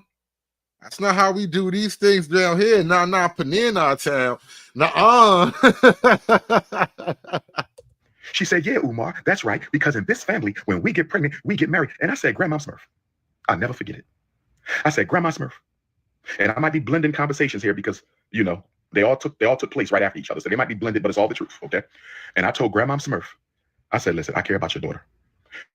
Your daughter and I met in college at Millersville University. Your daughter and I met at college at Millersville University. Your daughter and I met in college at Millersville University. She dated while I was the assistant residence hall director, school psychologist graduate student, in Gage Hall at Millersville University.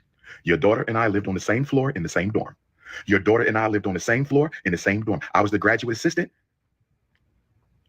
and she was the fine ass undergrad at that time. And, you know, human nature took its course. We're my Millersville University alumni. Human nature took its course. We're my Millersville University alumni. Human nature took its course. And I said, I care about your daughter. I do. She's the mother of my child. And I told Grandma Smurf, I would like nothing more than to marry the mother of my child. Did I not tell you that, Grandma Smurf, at your kitchen table? You was making Thanksgiving. I think you was cooking your Thanksgiving dinner, Grandma Smurf. You was cooking your Thanksgiving dinner.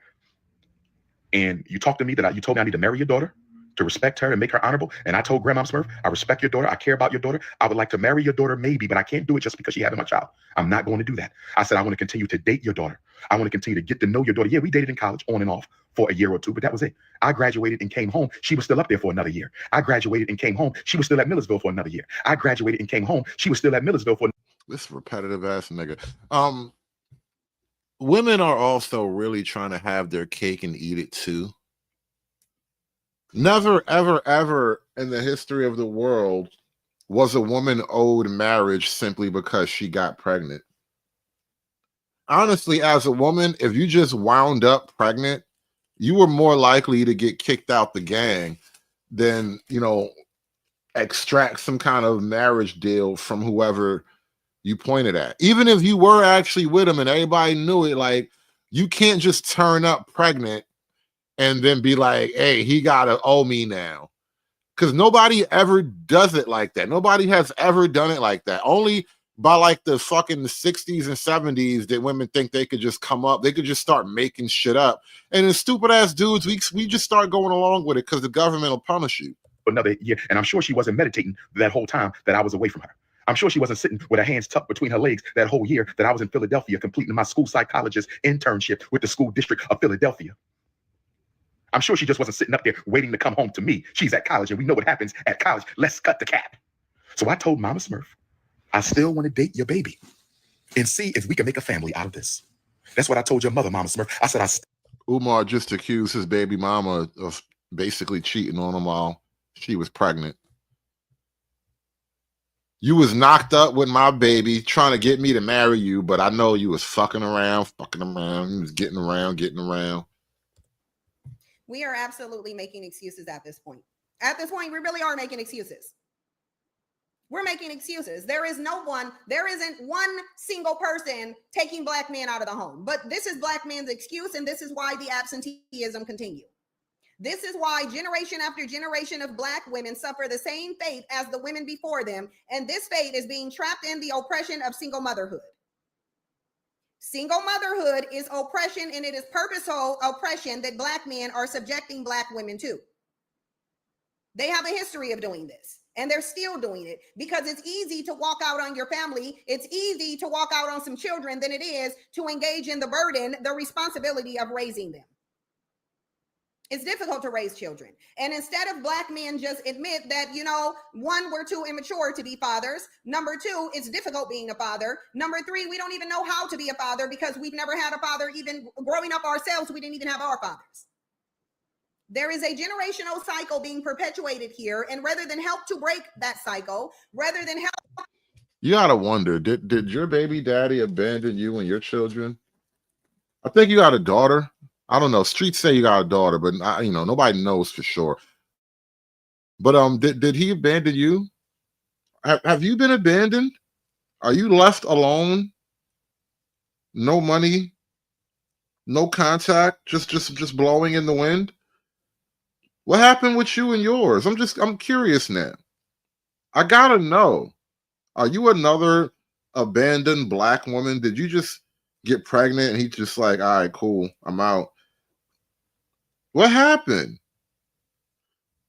She really needs to do a tell-all. One day, I bet you she's gonna write a book and make y'all pay her to read that shit so she could give you the truth finally. To actually create stable black families rather than actually work towards doing the right thing in the community, being different than the status quo, taking another road. Umar Johnson has decided to engage in the exact same behavior and pretend as if he's not doing it. And what he does is he will wrap it in calling you queens. He will wrap it in appearing to uplift you. But in reality, all he's doing is grooming you seemingly to be another baby mama. Is that what happened to you, Cynthia? How many times did Robert call you a queen? I bet you he called you a queen as he was bending you over the couch gently.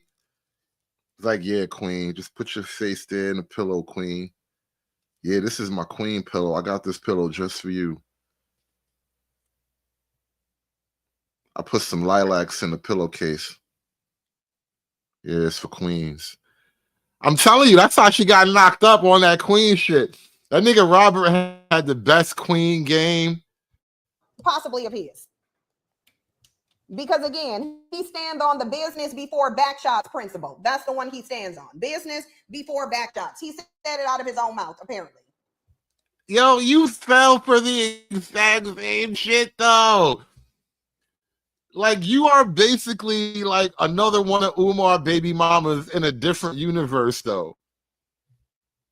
Because Robert is basically he's like Umar in his own universe, and you one of his baby mamas now.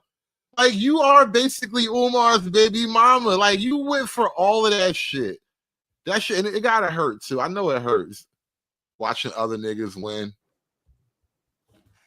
But what Umar Same way your Johnson baby will do daddy is he will won. blame black women. He'll blame black women. He has blamed black women for a number of different things, and that's because he does not like black women.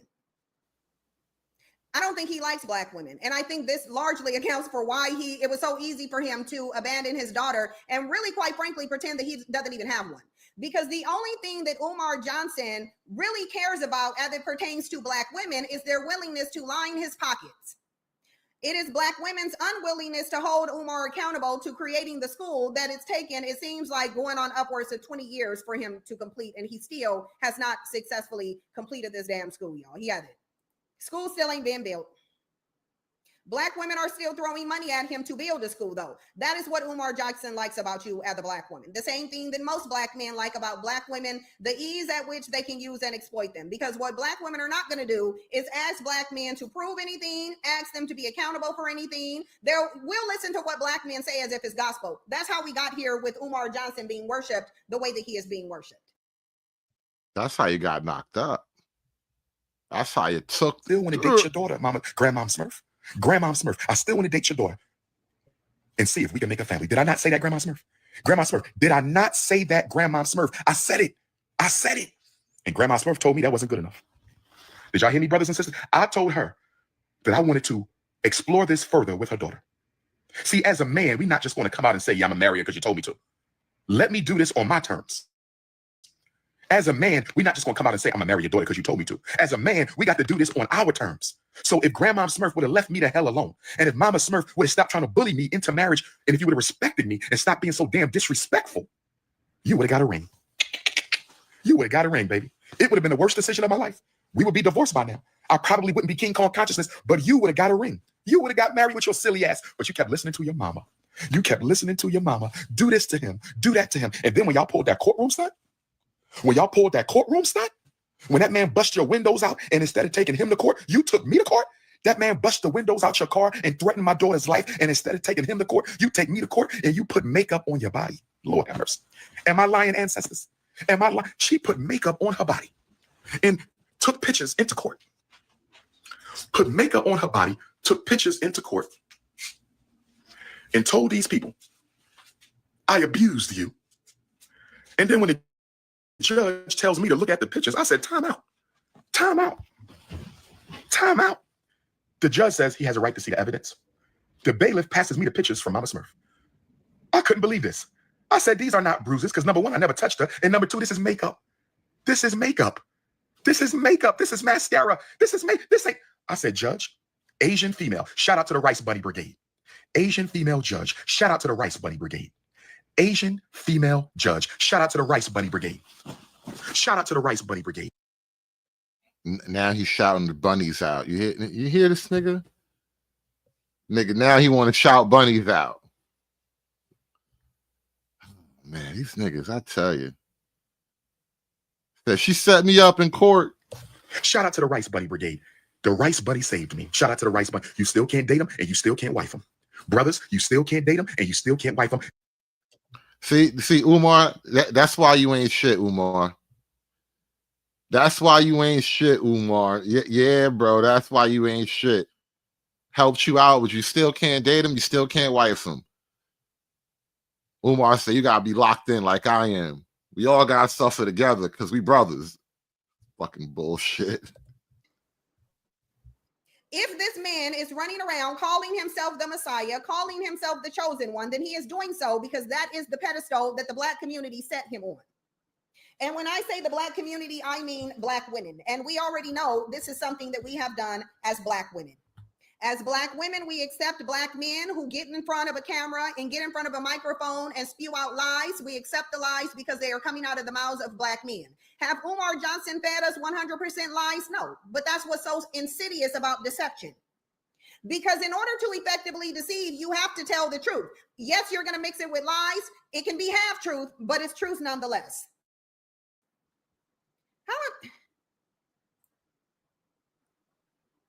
It is the truth nonetheless. That is why deception works so well, is because part of it is the truth. So when Umar Johnson talks about issues in the Black community, is he lying about those issues? No, he's not lying, because those are real issues. It is a real issue that Black men are waging a war of femicide against Black women. It is the truth that the community is plagued with violence. It is the truth that we are dealing with systemic racism. It is the truth. That 100% is the truth. The lie is that it's impeding our ability to transcend the problems of the community. That's not what's impeding our ability. What's impeding our ability to transcend the issues in the Black community is our unwillingness to tell the truth. It's our unwillingness. Now you see, Cynthia, of course, you know, everything in Black America is the Black man's fault. Black women are just innocent and blameless. I'm done with life, and it's all Jermaine's fault. It's always Jermaine's fault. Of course, we all know. We all know. Black women never did nothing wrong to nobody. Lisa, are you there?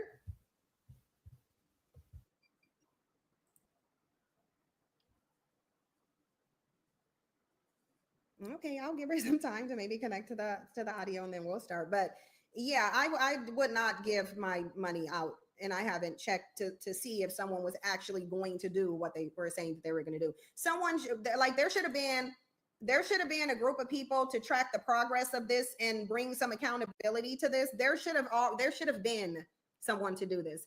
Hey, Anissa. Hi, Cynthia. Hi, how are you? I'm good. Can you see me? No, it's just a black screen. Okay. I know sometimes StreamYards do get really glitchy, but you know, we'll work with it. Okay.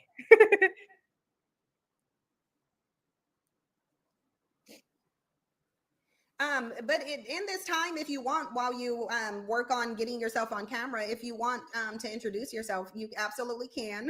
The floor is yours. The floor is yours. So definitely use it as you need to. Hi, everyone. So my name is Anissa. I'm 22 years old. I'm from Philadelphia. And as far as a little bit about myself, I consider myself to be a content creator / comedian. I make content on Instagram and TikTok. Aside from that, I actually want to get into education. I'm working to become an RBT, which are people that work with kids that have autism. So I'm very excited about that. And I definitely look forward to going back to school. After graduating high school, I did attend Roxborough University. I'm sorry, I attended Temple University. Roxborough was the high school that I went to. I attended Temple for one semester. I went for film and media arts, which was pretty cool. Unfortunately, I did attend college during COVID, so I wasn't able to be on campus. So I did stop going to school, but I do plan on going back. So that's just a little about myself. Yes.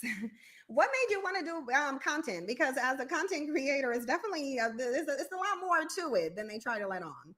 Yeah, so it's funny. I've always had like a very vibrant personality. If you got to know me in person, you would probably say the same. Yeah, I don't know. I love being in front of the camera. It always came natural to me. I started YouTube at 13 years old. So I've always pretty much loved making videos and being in front of the camera. Like it always just came so natural to me. Yeah, no, I think that's really good that you wanted to get into content. And I saw some of your other videos where you were trying to do content as well. And I actually think that's good. I definitely think that you have the personality for it. And I think that really, being that your father is who he is, you really, it shouldn't be an issue of someone's clout chasing, because I feel like we should know who you are. I feel like we should have been introduced to you a long time ago. And it's like I said before you came here, as far as I'm concerned, Umar should have been taking you on his speaking engagements with him to try and train you to be able to follow on his legacy, to follow through his legacy. But that wasn't an opportunity that was given to you. Instead, you were deprived of being able to be raised by your biological father. And now that you've come public, now you're being what I call bullied by your father. So I wanted to ask, how are you doing mentally? Because I know for me, that wouldn't be easy to deal with. Like it wouldn't be easy for me to deal with, regardless to whether he was there or not. This is your father. So how do you feel about everything that's going on? I don't agree with the response that he gave to me, as well as the response that he gave to my mother. I don't know if you recall, but he said Mama Smurf and Daughter Smurf. I don't really think that was appropriate. If anything, what I would have respected out of him is if he would have came to social media and said, you know what, I was not in your life, I wasn't present, but moving forward, I want to make a change, I want to make an adjustment. But instead, I feel like he probably did respond out of hurt, but at the same time, it's like, you're my dad, so I kind of expected more out of you. As far as mentally, I do have a great support system. I do take a step away from social media from time to time because it is a lot of negativity. It is a lot of bashing. And you can only do but so much. And at the end of the day, I know who I am, and I have strong skin, thank God. Like, I've gone viral other times, so I kind of know how to handle it. But mentally, I just try to take a step away from it. I think that's good for everyone to just take a step away, regroup, and yeah. So let me ask you this. Oh my God. This is why I really don't have much good things, a good opinion of her in this situation, his daughter. Because obviously now she gets to do like her media tour. And one, you really don't know what was going on at the time because you were a baby. It's just like I could never really know what was going on between like my mom and my dad when I was a kid or whatever. And so you can't just put way too much energy on one side or the other, especially like this is actually a real typical situation in these sort of households where you only gonna get one side of a story, and so you will forever just be kind of caught up in that version of events. And then now you're at this point in your life where maybe you do want answers, but you're kind of unwilling to accept what's being said. So it's like you're putting him in a no-win situation, and then obviously it's kind of you have no real love for the man. There's no affection in any of this here. There's no genuine, emotion other than spite and anger here. So it's hard to imagine he wants to walk into this Question, because absentee fatherism, because I know you said you were raised by your stepfather, which is actually really good that you are actually able to have a stepfather. I don't know that many people do. I would suspect that they don't because of the dynamic in our community. If Black men don't even want to raise their own children, I'm not going to sit here and think that they're going to want to raise someone else's children. They're very adamant that they don't. So what do you think about the fact that you have this fatherless epidemic within the community that has literally been talked about by nearly every single agency in this country, starting from since Black people left the plantation? These things have been tracked. What do you think about the fact that your dad is one of the loudest voices actually against absentee fatherism? He stands very adamantly on Black men accountability and them needing to take accountability, them needing to be in the home. Like I said, when we were on the Fox Soul, when we were on the Fox Soul discussion, he said that single mother led homes were one of the biggest issues in the Black community, and it was the product of a war being waged on Black men. Yet this is a man who also chose to walk out on his family. Because I have two questions. Did your mother, or do you know, because his narrative is that your mother kept him away from you. This is the narrative in the community. So I first wanted to just ask, what, if anything, what do you know about why he wasn't in your life? So, him and my mom used to co-parent in the very beginning, but after a while, he stopped picking me up. So my mom had to make police reports to document this to the courts so that they knew, hey, I came to this location. He was not there. I did my part. So, like I said, in the beginning, he was there, but then he stopped coming to get me. So my mom was pretty much the sole caretaker of me. What was the question again, Cynthia? How old were you when he stopped visiting? I was very young. If I had to take a guess, I want to say maybe like 10 or somewhere under there. I was very young. Yeah, it sounds like around one of the most critical times in your life, because when you're 10, you're starting to go into the preteens, you're starting to understand and develop your own identity. So this was a very critical time, especially for girls when they get into the beginning stage of hitting puberty, needing to understand I'm attracted to these males or even females over here. Nonetheless, sexual identity is developing. They need that guidance from their father. And it sounds like that was the primary time that he decided to leave. It is Black queens forever. Somebody texted me, said, Dr. Umar, after all you've been through with your baby mamas, do you still defend Black women? You damn right I do, because I came from one. Dr. Umar, with all you've been through with your baby moms, do you still defend Black women? You damn right I do, because I came from one. Dr. Umar, with all you've been through, do you still defend Black women? I'm going to defend Black women until the day I die. I said Black queens forever. Snow bunnies never. Not every baby mama acts like Mama Smurf, and not every baby mama acts like Mrs. Vegan. These are two isolated incidents. I wouldn't paint all my beautiful African sisters with the same brush. I wouldn't paint all my beautiful. These are far from isolated incidents, bro. These incidents are part of a pattern of behavior. There's a system, a network in place to encourage this behavior. Beautiful African sisters with the same brush. She said, why didn't you marry one? I just explained that.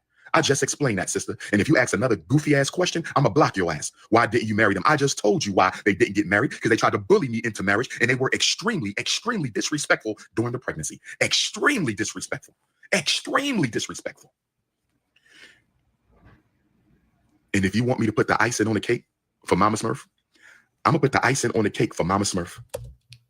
Defending Black women broadly, as your own daughter teams up with another Black woman to destroy your legacy, after the two Black women that you've made children with were completely uncooperative all this time, and you still defend them, you still go out and you put on the armor and you fight the good fight all the time, and you do it happily and proudly with your chest out. You stroke your beard about this shit. There's this myth out there that Black men can't handle being spoken to, and told what to do by Black women. Black men come from our bodies. Yeah. So they're used to having these conversations with women. The matriarchy is strong with the Black It is community. very strong. Yeah. And I'm gonna give y'all one piece of Mrs. Vegan, and I'm gonna end this. So let me give you this. I don't care about your questions, because I don't care about your clarity. I'm only saying this for my day ones in case they have. I don't care about the rest of y'all, what y'all think. If you're not an FDMG donor, if you're not a member of the Ifa Tunde Army, I really don't care what you think. Y'all should know me by now. Y'all should know me by now. Okay, I didn't finish the photos. So I looked at the photos. I'm sorry. I had ADHD moment. Ancestral diversion for higher development. I had an ADHD moment. Ancestral diversion for higher development. And so I told the judge, this is nothing but makeup. The judge looked at the pictures. The judge said, yeah, he's right. These are not real images of bruises. I challenged the judge to have her stand up and show a bruise. She couldn't show a bruise. So she started getting nasty with the judge, because the judge told her, don't ever come in my courtroom and lie. She got nasty with the judge. The judge made the bailiff go stand next to Mama Smurf. This is where Baby Smurf get her nasty ass attitude. This is where Baby Smurf gets her nasty ass attitude, like mama, like daughter. Like mama, like daughter. You are definitely your mother's child, Baby Smurf. You are definitely your mother's child, Baby Smurf. You are definitely your mother's child, Baby Smurf. And so the judge told the bailiff to go stand next to Mama Smurf, and she said, one more word out of you, and you will be arrested for contempt of court. One more word out of you, and you will be arrested for contempt of court. One more word out of you, and you will be arrested for contempt of court. So we leave the courtroom, right? We leave the courtroom. Grandpa Smurf and Grandma Smurf are waiting outside of the family court building. This is when family court was on 12th Street. For all my Philadelphia Africans, this is when family court was on 12th Street. It wasn't up on Arch Street yet. This was on 12th Street. For my Philadelphia Africans, my fellow brothers paying child support who can't see your children. This is when family court was on 12th Street. I call him Smurf because I don't want to give her legal name. I still want to protect her. That's the mother of my child. So I call her Mama Smurf because I don't want to give her a legal name. Not at this time anyway. If it comes to Yo, your daughter put your government name on blast, bro. Your daughter put you out there all the way. This whole thing is terrible. that, it comes to that, but not at this time. I don't want to give the illegal name because I know how trifling the YouTubian struggle streamers are. I know how trifling the YouTubian struggle streamers are. And so when we get outside, Grandpa Smurf says, what? They didn't like, he said, what happened? And she said, they let him go or something. And he was like, what? They let him go. So he comes over to me. You put your hands on my daughter? I said, I never touched your fucking daughter. What are you talking about? I never put hands on your daughter. And I'm not mad at Grandpa Smurf because that's what a father's supposed to do. He was lied to by his wife and daughter. I can't blame him. Grandpa Smurf, I ain't got no issue with you. Except you should have made your daughter let me see my child. But I ain't got no issue with you. You doing what a father's supposed to do. You were lied to. You were told by your daughter that I abused her. You didn't. Hey, shout out to the Midwest request. My apologies. I've been like doing 2 or 3 things in the background right now, so I had to step away for a moment. But appreciate you for the $1 Rumble chat. He says, "What was that, Dr. Umar? Can you repeat yourself?" Dr. Umar is fighting off the sisterhood without trying to fight the sisterhood right now. He's under a lot of pressure. You have to excuse the good Reverend Dr. Umar right now. He's never been in this position before. You didn't know no better. So I don't even fault Grandpop Smurf. He did what a father supposed to do. He wanted to fight the man who abused his daughter. So we was about to fight. And then that's when the family court police separated us. They grabbed me by the neck. They damn near grabbed me and lifted me and dragged me all the way through the damn family court like I had a gun or something. Was all that necessary? I guess because he was older than me. I guess they wanted to protect him instead of me. They grabbed me like 6, 7 cops, grabbed me and dragged me through the whole family court. No, I can't stop. See, Umar had been through his own little personal war. He's been through his own little personal war. A lot of us got a war story. Some of us got real battle scars. But it's snow bunnies never, black queens forever and ever. Stop cursing, but you can get off my live if you want. You can get off my live if you want, because if you say something else disrespectful, I'm gonna block you. So that was that. That day changed everything, because I said, bro, you fighting with his own audience. This woman lied in court to try to get you shut down. No psychologist, no clinical psychologist, no school psychologist, no principal, no FDMG, no therapist, no diagnostician, no. She tried to get me put on the domestic abuse list, child abuse list, domestic abuse. That's a felony crime. Right. Tried to ruin Doc. She tried to take everything away from him, right? But you're wrong if you abandon your black queens. And then that gives that raises the issue. If a woman would have put you through this, a woman drags you through all the mud, tries to ruin everything you love, destroy all the dreams you have. Are you wrong for like kind of putting a lot of distance between you and her?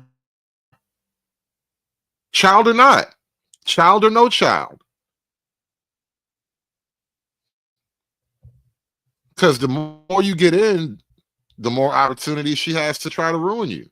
That woman tried to destroy me while she did nothing to the man who threatened my daughter's life and bust her windows out and left the death note.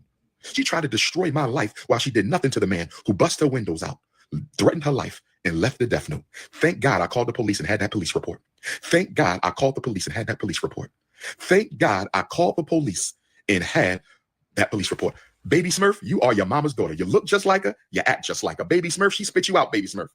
I still love you, Baby Smurf. You're a little crazy right now. I still love you. Once you watch your mama house, I think we can build a relationship then. I still love you. I don't blame you for none of this, Baby Smurf. I blame your mama. She put the battery in your back. She's talking through you. You are the robot. You are the proxy. You are the duplicate. I don't blame you, Baby Smurf. Your father still loves you. You don't know no better. All you know is what you've been told. That's a shame that your mama lying to you. But I'm sure you and I will work it out when the time comes. Now I'm going to. And that's the thing that they tell guys in these situations. Like, look, man, if the kid gonna, find you later on in life, sometimes you just gotta let the kid figure, come find you. And then, now you got this angry adult on your hands who just hates you. Given that he was there in a certain capacity when you were younger and then stopped, what was the impact when he stopped coming around? And what did you learn about why he stopped coming around? So because I was so young, there was only so much I could do. When I was around my dad, he tried to tell me that my mom tried to keep me away from him, which was a lie.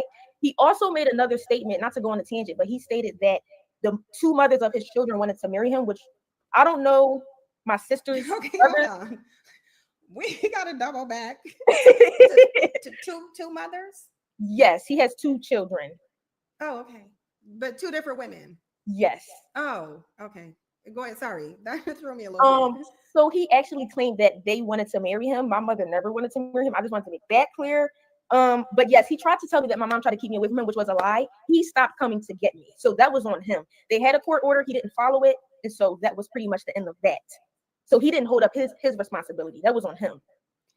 Why didn't he want to marry your mother? Because I would think that with this, because he's saying this too. Like, I don't know if you saw, I'll show you, because this is exactly what Umar is actually saying himself. He is going with the narrative that your mother kept him away from you, which is the narrative that Black men always resort to. It's the primary one. She kept me away from my kid. Okay, fine. Even with a court order, she's doing it, and you're doing nothing in response. So in this, he is saying that as well. He's saying that, and he actually comes down here specifically, and he said, Mama Smurf has been lying to Baby Smurf her entire life. I was excluded from your life despite multiple family court or shared custody orders because I didn't marry your mother. You will be with both of us or neither one of us. That is the whole truth, all of the truth, and nothing but the truth. So, and you know, this is actually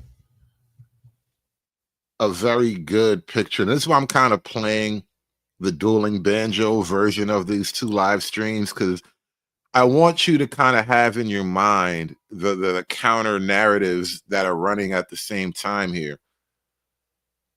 And you know, honestly, like, and I'm getting on Cynthia G in a way because, like, you obviously have your own personal axe to grind. This is particularly personal to you in that you got knocked up by a mini Umar, you know, a smaller player in the pro black game. Dr. Umar is kind of a big player right now in the pro black world, and you're like a small time player. I mean, you got knocked up by like a nobody in the pro black world, right?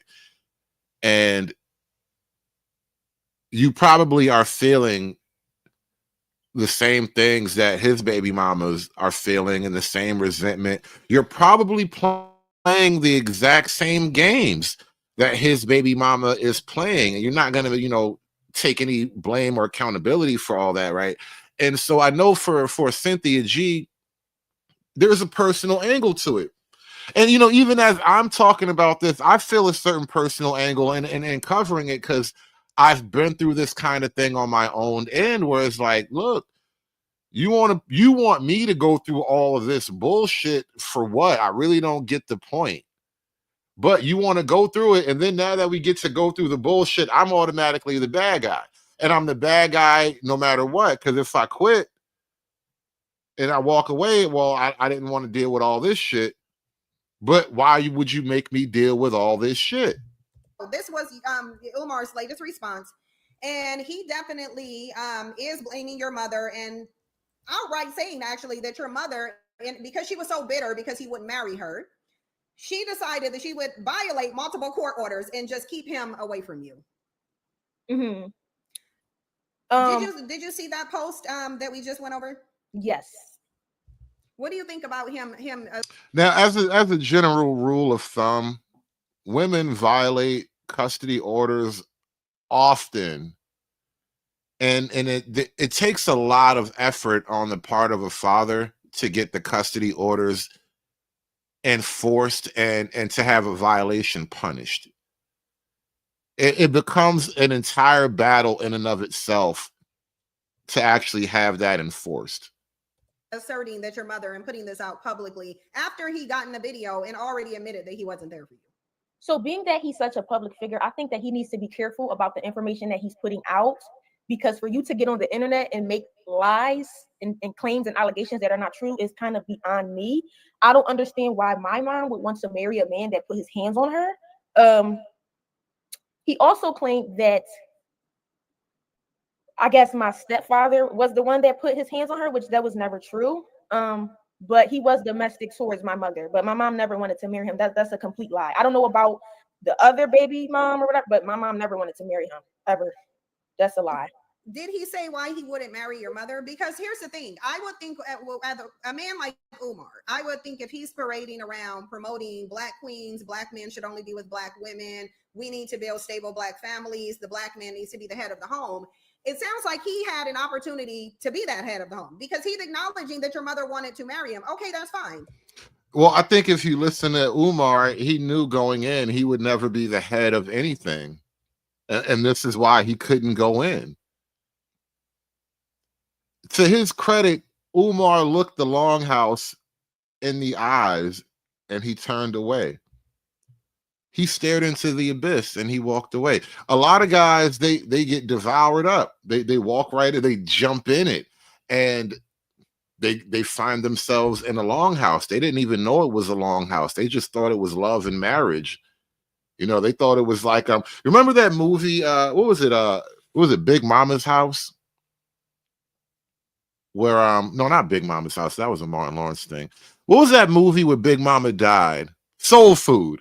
Soul Food. You guys remember Soul Food, right? Umar Johnson was basically the one of the guys who would have married into that family of women, right?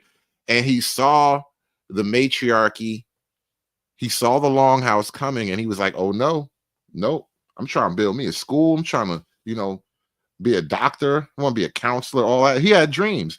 Nigga had hopes and dreams. God forbid a nigga have hopes and dreams, because that's the last thing a bitch want to hear. I'm gonna give y'all one little piece from Mrs. Vegan. The small piece. I can't give you the major because I respect her and I don't want to drop bombs unless you don't let me see my daughter in the next 2 weeks. And if you live in Philadelphia and you know Mrs. Vegan, please get word to her. Get word to her brother. Get word to her mother at the restaurant.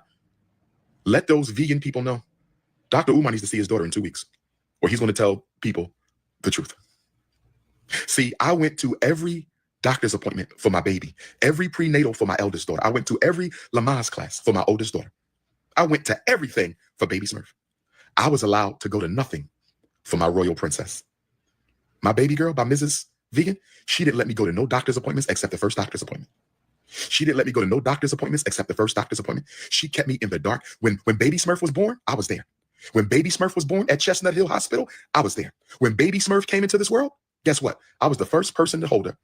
So he got code names for his baby mom and shit. So Baby Smurf and Mama Smurf, that's the girl that's, talking to Senji right now. That's the Smurf family.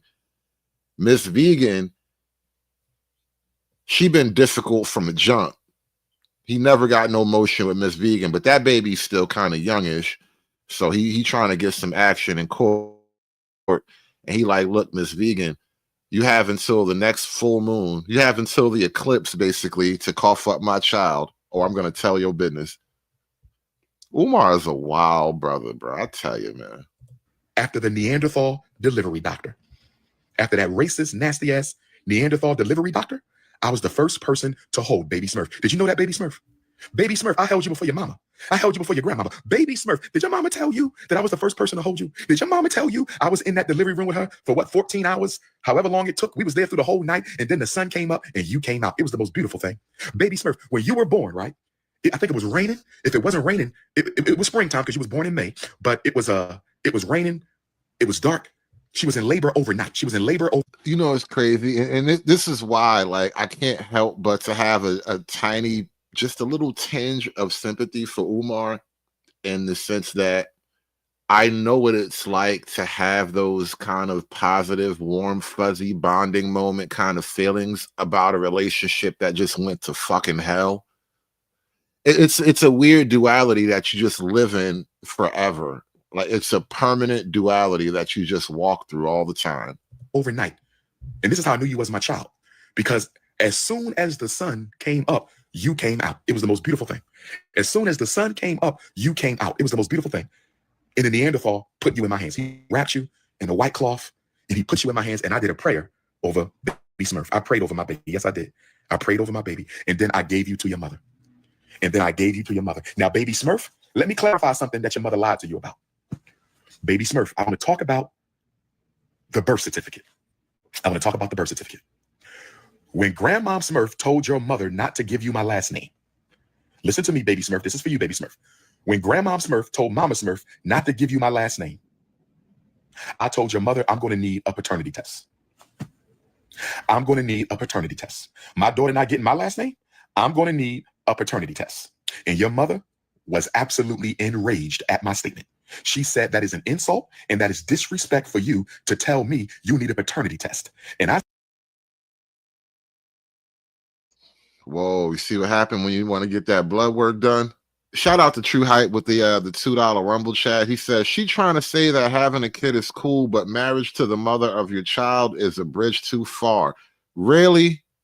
Really? Shout out to True Hype with the $2 Rumble chat. Appreciate you guys coming through. Thank y'all for supporting the show, man. I need that money. Umar needed that blood work. Paternity test. And your mother was absolutely enraged at my statement. She said that is an insult and that is disrespect for you to tell me you need a paternity test. And I said it is disrespectful for you not to give my daughter my last name. So after you were born, your mother remained in the hospital for a couple days, Chestnut Hill, Germantown Avenue. Your mother called me one night while she was still in the hospital postpartum, and she said, you have to come and sign the birth certificate. I knew what was about to happen. I knew it. I knew it. I knew it. So I drive up to Chestnut Hill Hospital. It's nighttime. It's like 8, 9 at night. She waited until the nighttime because Mama Smurf and Grandma Smurf had to come up with their schemes. Oh, there's some scheming ass people. Mama Smurf is a scheming ass woman, and she gave it right to Baby Smurf. So I walks into the hospital room at Chestnut Hill Hospital. I walked into the hospital room at. Yeah, I want to ask you guys in the chat a question here. Type your answers in, please. Umar Johnson told us earlier in his video that this is a one-off. You know what I mean? Not all black women put you through drama with the kids. You know, just because he's 2 for 2 doesn't mean this is just a thing that happens with black women, right? Just because he's 0 for 2 getting a cooperative woman, not even a marriage that he's happy with that you want to replicate, right? Just having a cooperative baby mama, he's 0 for 2. And he wants us to think that it's not a pattern. It's not a common thing with black women. And I want you guys to tell me, is he wrong? Is it a pattern? Or is it just a weird phenomenon? Is it something like a phenomenon? Something like a phenomenon?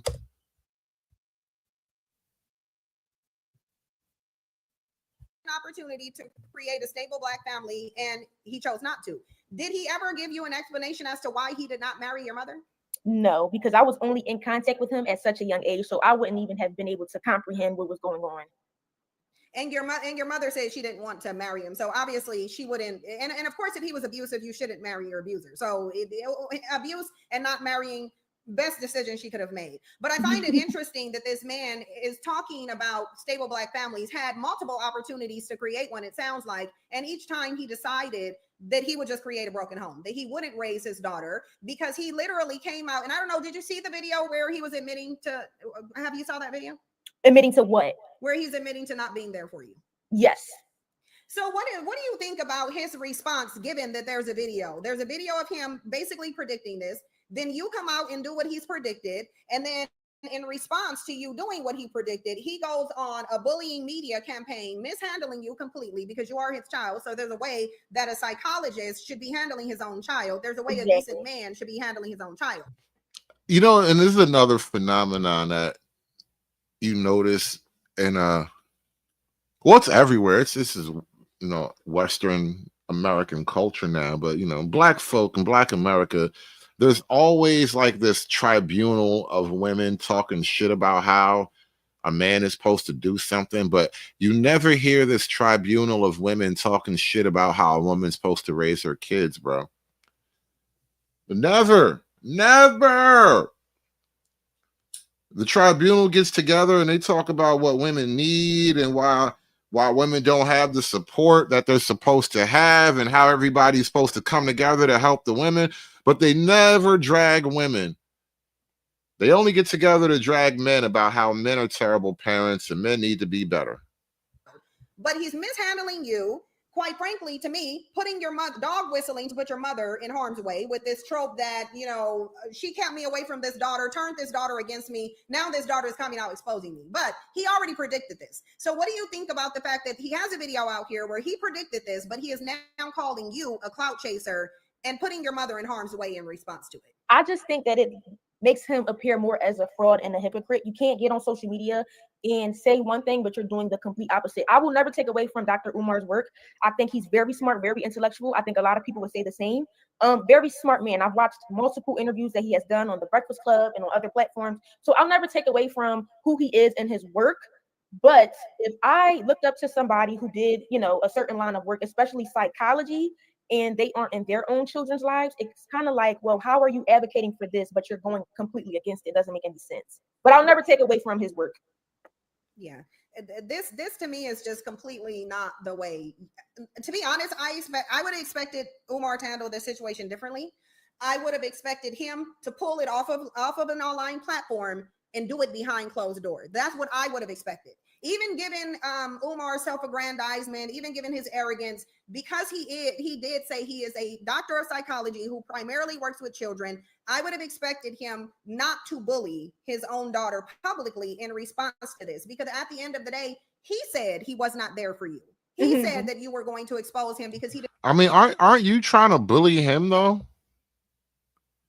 By you immediately making everything public, aren't you guys trying to bully him? You want him to do something. He never asked anything of you.